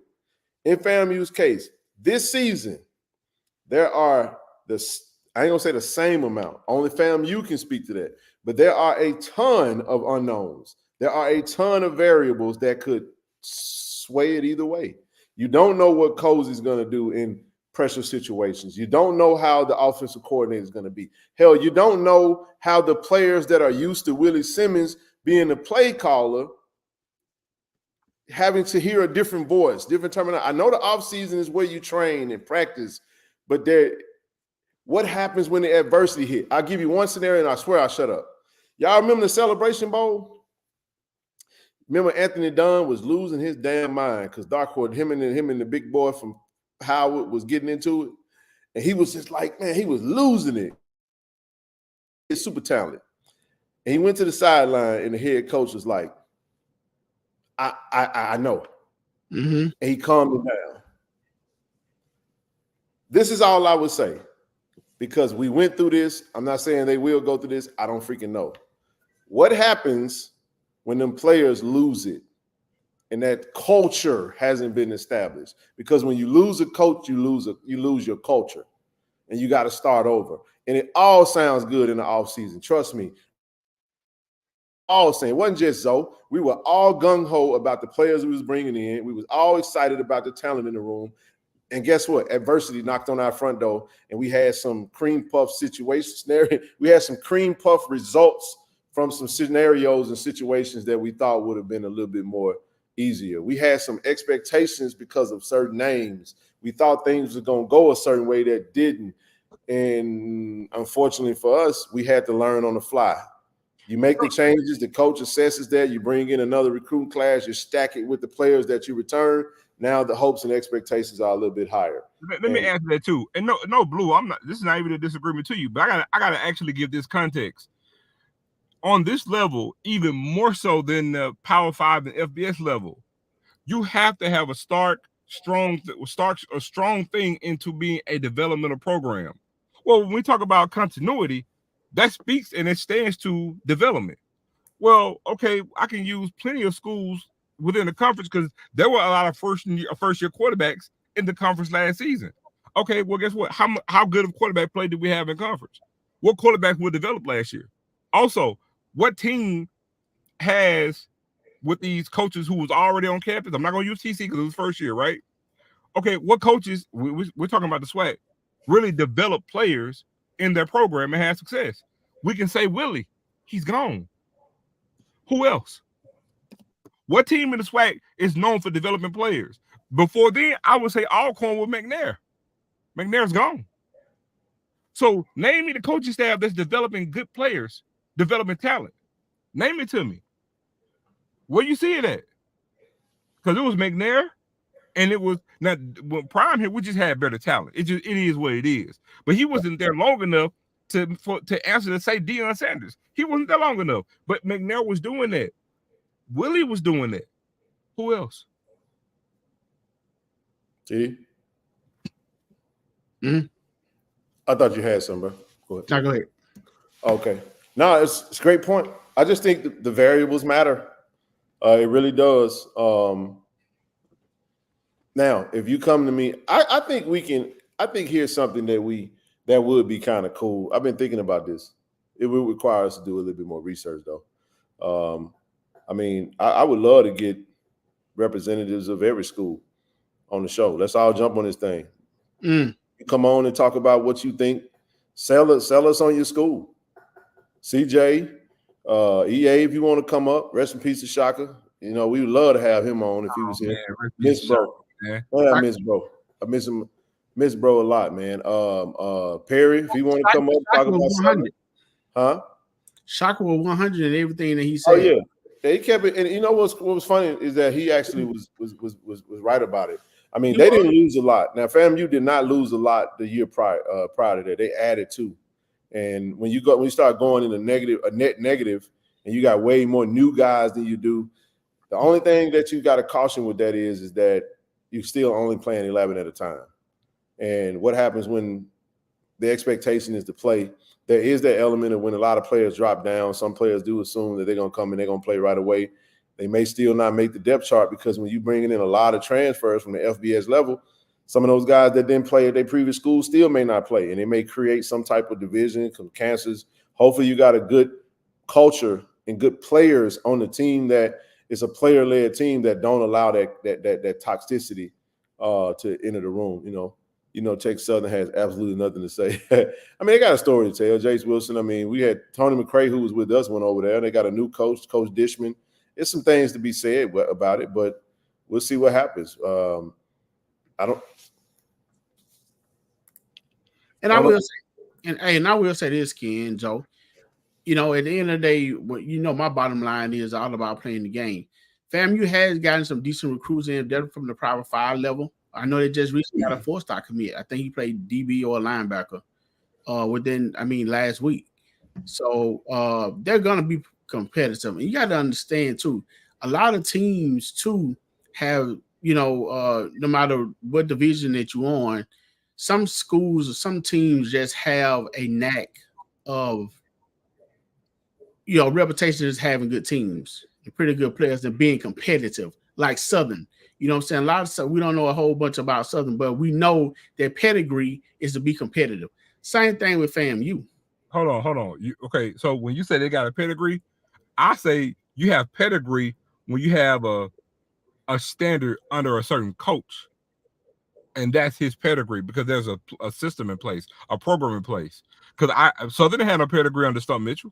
So let me ask you this: hold on. Gear up to come to the Southern game. Hold on. Southern had pedigree under Stump Mitchell. They got pedigree under Dawson Odoms. Then they didn't have Did they have they had pedigree since Dawson Odom left? Because they didn't have no pedigree under what's my boy Dooley with the Ascot. They didn't have pedigree with him.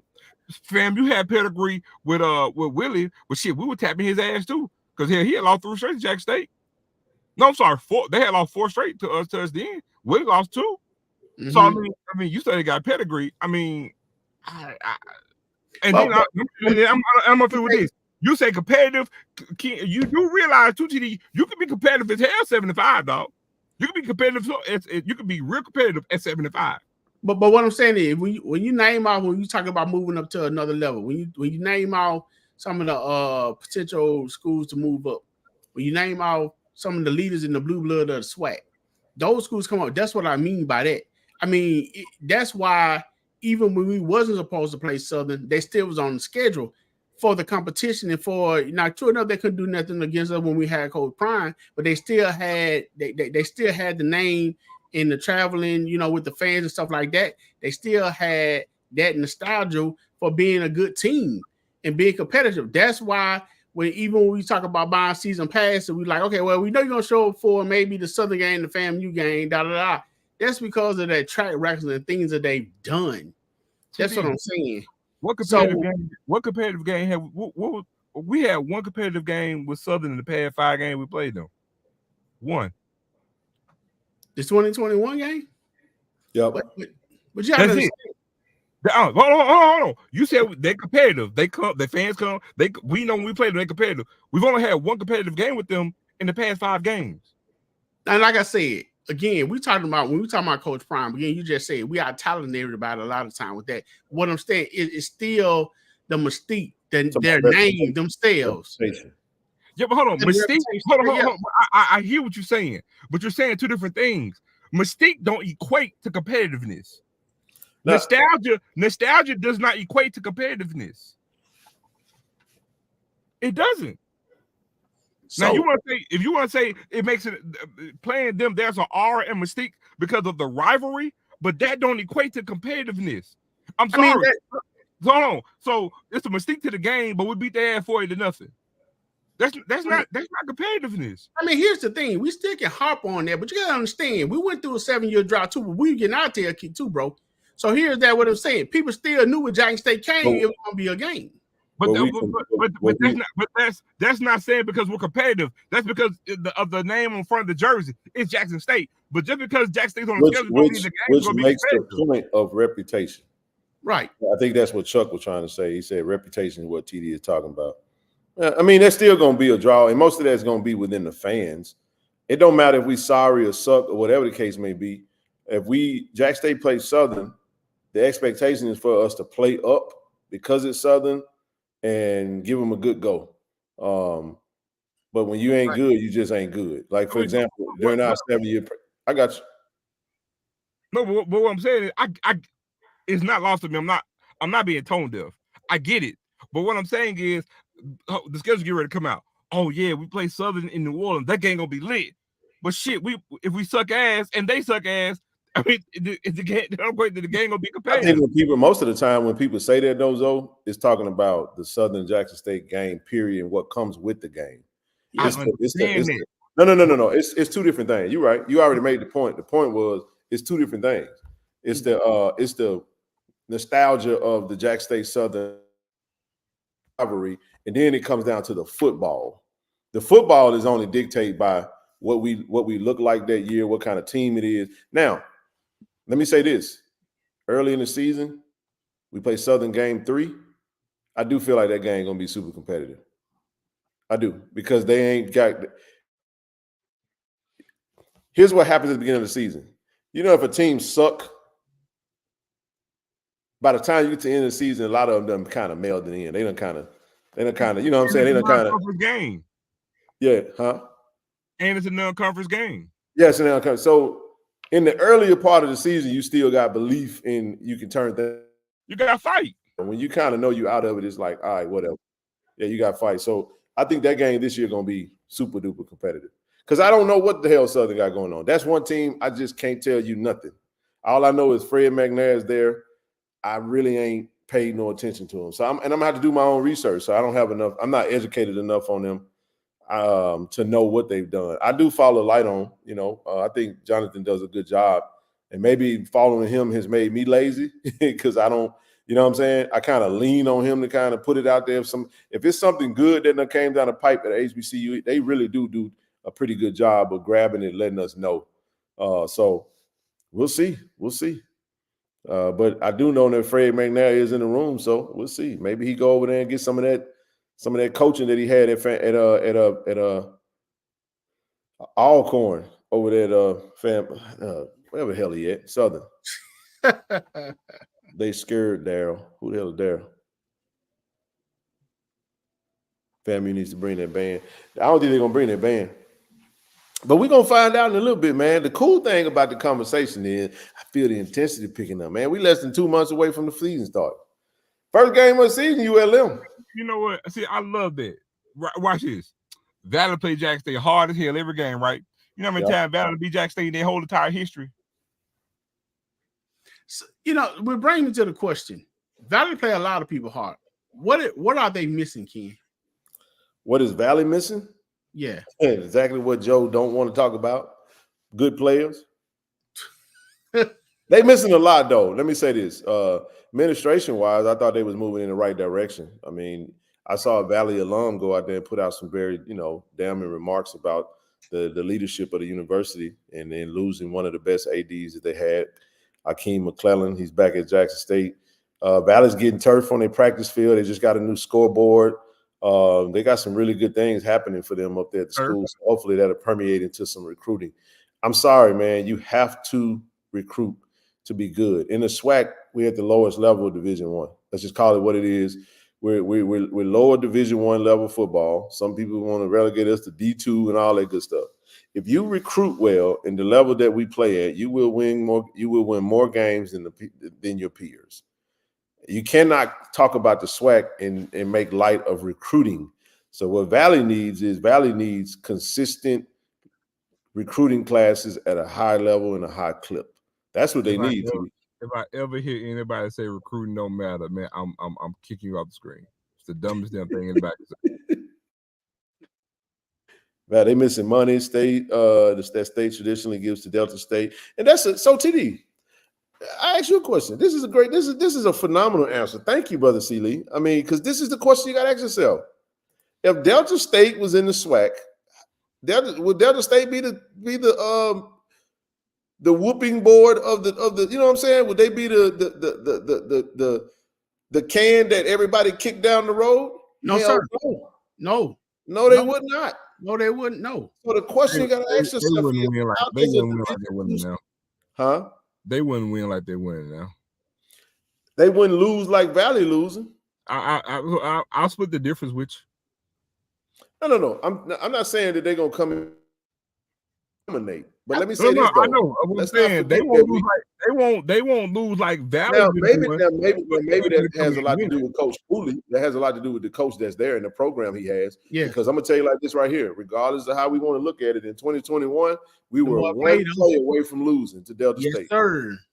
Under Deion Sanders. Yes, sir. I'm talking about 4th and goal. Let me say this. I agree with you, Blue. Let me say this. If Valley, because I can flip it both ways. Yeah. If Valley was in D2, Valley would be a strong ass program. But we're talking about with them moving I up. I don't think right now. I still think they believe Delta State. When last time Valley beat Delta State? been a while, though. But here's the thing: Delta State being a D2 in the way that they're constructed, they have some benefit. That's the point that I'm getting at. But this is the only reason I'm saying that, not to make the state, not to big up Delta State. I'm bigging up a system.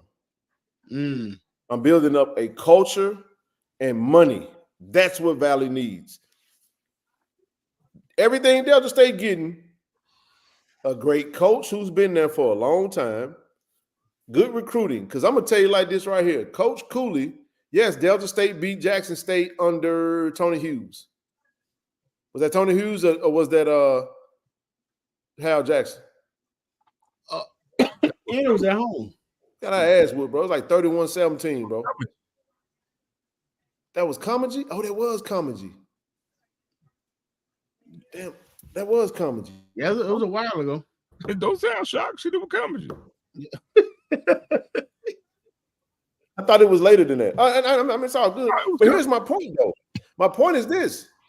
Man, Coach Cooley, the way these D2s recruit, they have to recruit their culture, man. They have to recruit on the level that they wait to the last result and then they big them up. The Valdosta States, the Delta States, the Florida, you know. But the GSC is a tough ass conference, and Blue. It is. Yes, it is. Valley would finish top five right now, but with the rules and everything as they are, I'm talking about in the GSC. If Valley was in yes, they would. There's some things that need to change in Valley for them to get the top five. If Valley was D2, Valley would be in top five of the GSC. But get in about 2 to 3 years with the way things are constructed, I'm telling you, Valley would be competitive as hell in the GSC. This is why I say they wouldn't, though. This is the only reason why I say they wouldn't. Because the administration keeps failing them, bro. And I'm saying these are the alums saying that. And I'm just talking about right at this very moment. To your point, though, to your point, you're right if they just get those things right. Kendrick Wade is a decent coach. He came from Delta State. He's going to need – maybe let me say it this way. Let's say Akeem McClellan don't leave. It's a whole different world in D2. Let's say they stay in – I got you. I'm with you. All I'm saying is there's some things that will still need to change in order for them to be – No question. But what I'm saying – no question. Just hear me. Yeah. What I'm saying is, I'm not saying that they will leave this year and they will dump. No, Valdosta State will bust their head to the white meat. What I'm saying is though, if Valley drop down to the GSC right now, I promise you, all things holding in 2 years, they're competitive as hell in that conference, and they will be going forward. I'm telling you, there's a whole different setup with regards to rules and regulations of how they set up everything on D2 as opposed to D1. Valley has no business. That's why you see what they, to your point, Ken, the administration plus how they're restricted being a D1 institution. But Valley would be a whole different behemoth as a D2. It would definitely be advantageous for them, though, without question. Without question. I'm not saying that they would need to do that, you know what I mean? But we've been saying it for the longest. It said Valley versus Tuskegee would sell out. Yeah, it'd be about 5,000 folks down there. I'm telling you.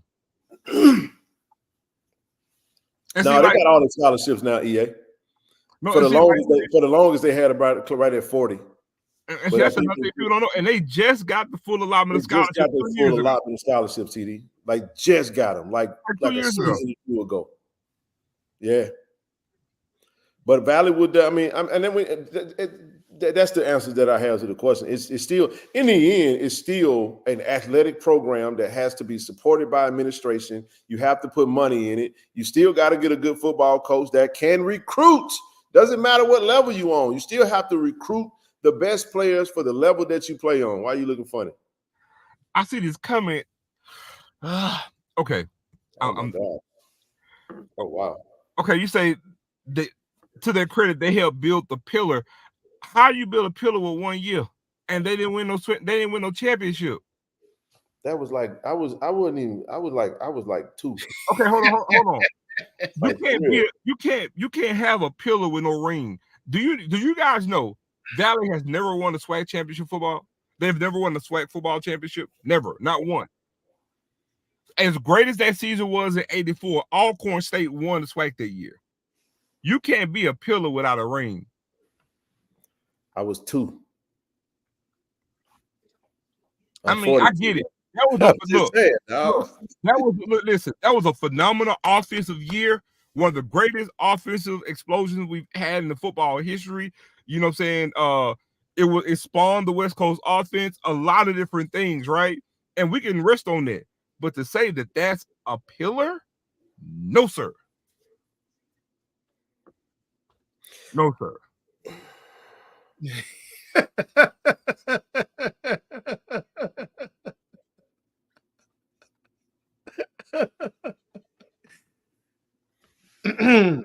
Yeah, look. It's a monumental moment. What? History. That's, like you said, spawned off a lot of things. So I think I'm not downplaying it. Right. I'm not downplaying it. It was a great offensive explosion. It was a monumental thing. We're not downplaying it.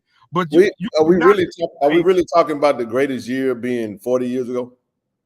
Well, hold on to my point, King. TD, you claim that that's a pillar in the SWAC stain? No.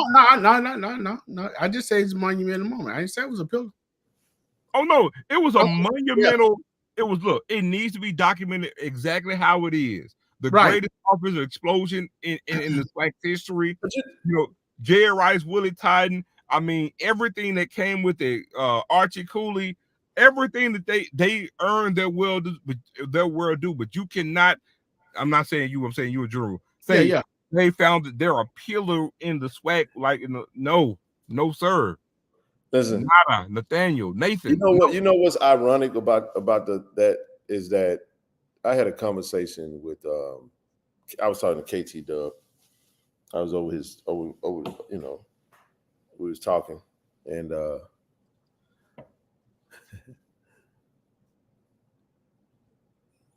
a lot of that same mindset is what still happening today. Like, I ain't trying to be deep or nothing. I'm just saying, like, that seems to be the thing. That's the consensus for a lot of people when it comes to talking about SWAC football. Stuck on history.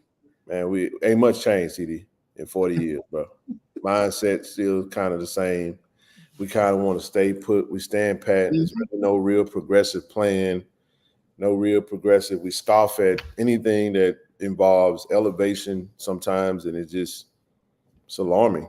Fine with just beating up on each other and going. Stay where we at and try to thug it out, and we'll have grandkids, and then they'll become adults and look back at this thing, and we'll be sitting around at the tailgates in our 60s talking about what could have been. Because I was talking to someone, and they went to Alcorn. They was like, man, they was at this school, and it's some things that was happening while they were there, and they're damn near 60. And they're like, man, I went there. It's some of the same things that was happening when same stuff that's going on now. It's just, I'm not saying Valley need to go backwards. We were just saying hypothetically that if they were in D2, it would we're not wishing reversal on them. One can make the case. Well, anyway, I'll leave that alone. Anyway. I mean, even when Coach Prime was there was a lot of players. I agree with that, Trent. We're not saying Valley should leave the SWAC. We were just saying I already know that. Wow. EA, I'm a whole lot more intelligent than you think, brother. No, you ain't. No, you ain't. No, you ain't. What you mean? No, I ain't. Look, I could easily be drooling on myself right now. You know it too. I told EA I'm a whole lot more intelligent than he thinks. If you go back and rewind it, you'll see. First of all, I already knew what was said on the channel, so I thought I'd give Zoe an opportunity to express it, and he was like, 6-6, 7-5, goddamn it, and it was off to. I know how to get my brother going. I know how to get him going. That wasn't nothing but a little jolt. That joke has been up, even amped ever since. Guess what? Wednesday we're gonna do the same thing. Thursday, Friday, same thing. We'll do the same thing. We'll have something to get it worked up. EA, all you got to do is pull up. I told you, EA like Candyman. You say FAMU. Pop up in the chat. No, Joe woke him up. but it was before Joe. If you go back and rewind it. All right. I agree. Alcorn, Mississippi Valley game at the vet was standing wrong. Yeah, that was a long time ago. That was in the 80s. Very long time ago. But again, nobody's saying Valley need to leave. We're just giving hypothetical scenarios, man. It's all good. We got 10 minutes to go. Hey, look, we'll drop the link, man. Y'all come on up. Last we get up out this thing, man. Anybody got anything, come on up. If you got any questions, anything, we'll try to answer whatever you got. I've been around some practices, so and I say I'll give what I can give. If you got any questions, come on up, man. We'll take a stab at it. What was Brother Trent saying, Ken? What who? What was Brother Trent really saying? Valley belongs in the SWAC as much as Vanderbilt belongs in the SEC. Vanderbilt football is the Valley of the SEC. Yeah, but Vanderbilt add value to the. But they do. One can make the case that Valley does too. Where? I said one. I'm not that one. Where? Well, listen, Valley has turf on their practice field. They got a new jumbotron. They got some progressive things happening. I'm happy for the Valley. They got a dope gym. Nice gym. Happy for them, man. Hey, listen, they got two of the best commentators. I take them commentators over. You know how, hold on, time out. Do you understand how low the margin has gotten when we talking about Valley's value and we talk about the damn commentators?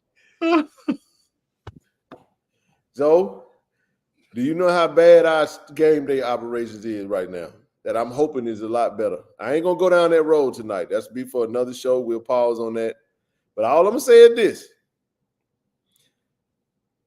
we will be here after the Lane College game, and we will be assessing. One of what gone?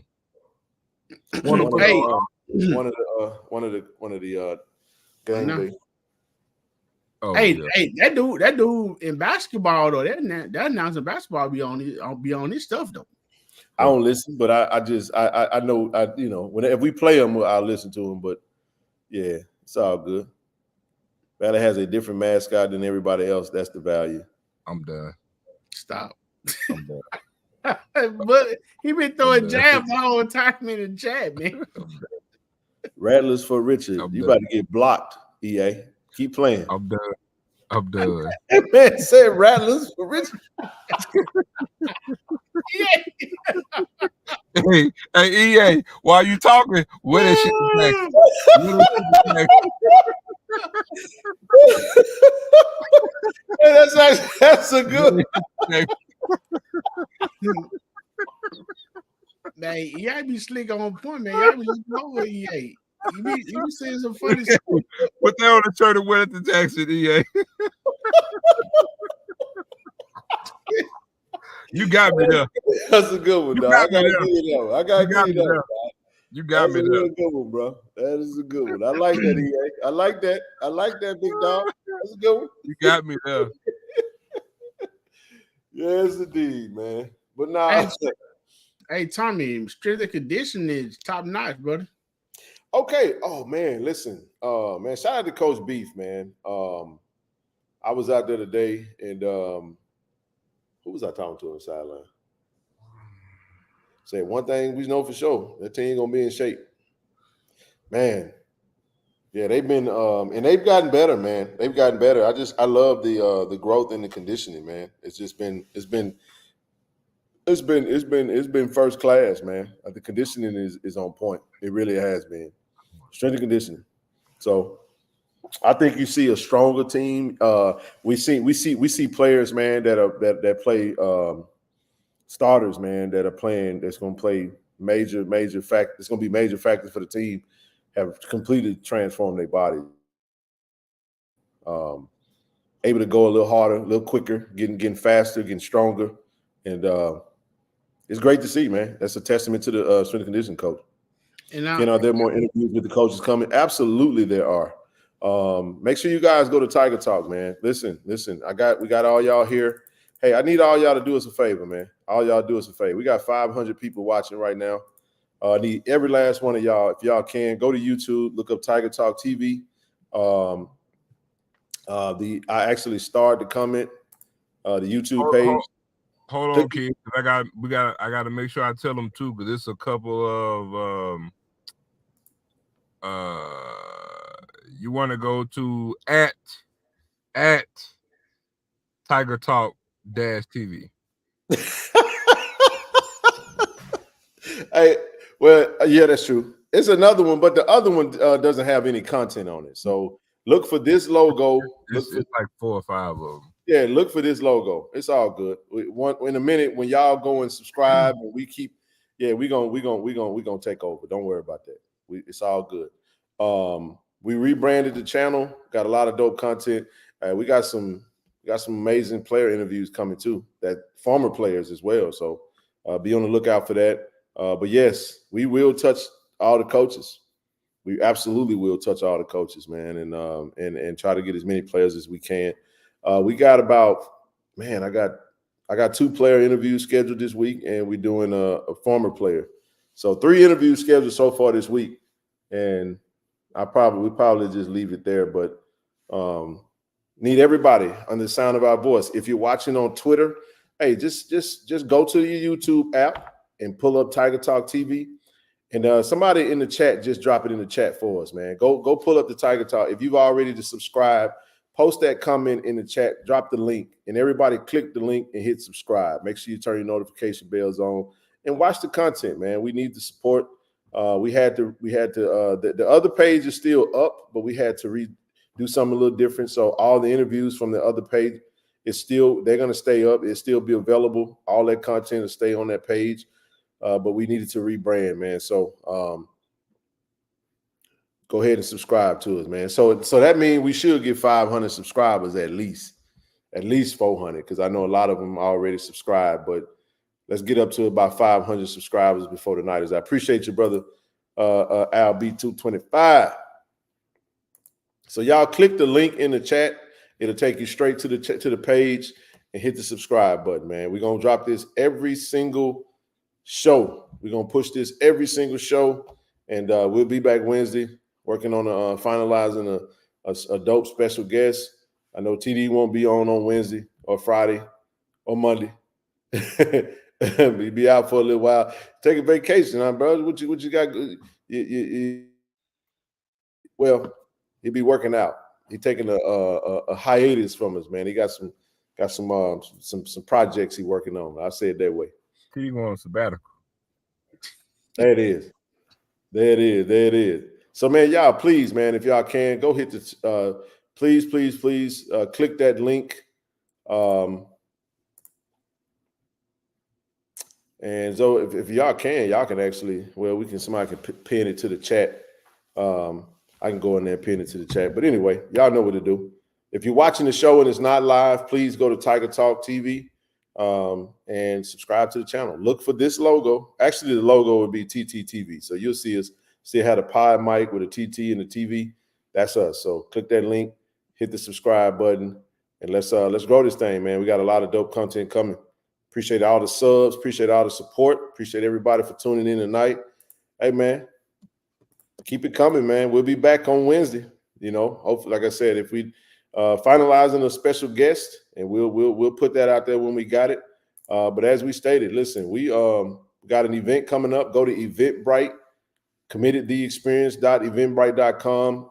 Amazing weekend party before the season starts, and it's going to be hosted by Coach TC Taylor and the coaching staff. So you don't want to miss this event, man. It's going to be all the who's who in the city of Jackson. Everybody's going to be there, man. It's going to be a big shindig. And we will be in Hazelhurst August the 10th, 2 p.m. to 6 p.m. We're going to go live. We're going to have all our NIL brand ambassadors on the scene. You guys can come in. You can buy merch. You can sign photos. You can take photos, you can sign schedules, all that good stuff, man. We're going to have 2 season tickets with a parking pass that we're going to raffle off, and we're going to get, geared up, man. We're gonna be in the place to be. So hopefully you guys can make it. If you can't make it, tune into the live show. More information to come. Be sure to pull up on us, man, and support us, man. So y'all got anything else before we get out this thing, big dog? Yeah, I do have a question here, Ken, on your Tiger Talk, on the Tiger Talk TV. So is the content is going to be transferred over to this? No. So this is going to be fresh. Okay. Everything new. We don't want to transfer anything over from the previous show because the previous show is all branded from that old channel. So we'll clean it up, and everything going forward will be over here. So if there's some content that's, that we feel that we need to move over, we will. But we'll do what we can do, and when that time comes. So right now, 83 subscribers. Let's go. How many?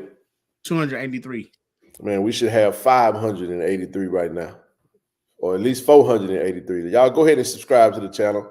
We done, man. Appreciate y'all for tuning in tonight. We'll be back on Wednesday, man. Y'all love. Go Tigers, baby. Go Tigers. Good night, fellas. Tiger fans, what a great time to be a part of Jackson State Athletics. TC Taylor on his second year. We're very excited about Coach Taylor. 10,000 season ticket holders. That's our goal for the year. With 10,000 season ticket holders, we will have more support for our student athletes, for our coaches, and also we can support our university when it comes to Jackson State University athletics. Go to JSUTigers.com. 10,000 season ticket holders is our goal. Support Jackson State University. Go Tigers. ShotRx is bringing healthcare to you. With our mobile health team, we can come to your school, church, or business to take care of you. We offer childhood immunizations, COVID and flu vaccinations, physicals, and much more. Don't put your health off. Welcome to Care and Compassion. Welcome to ShotRx.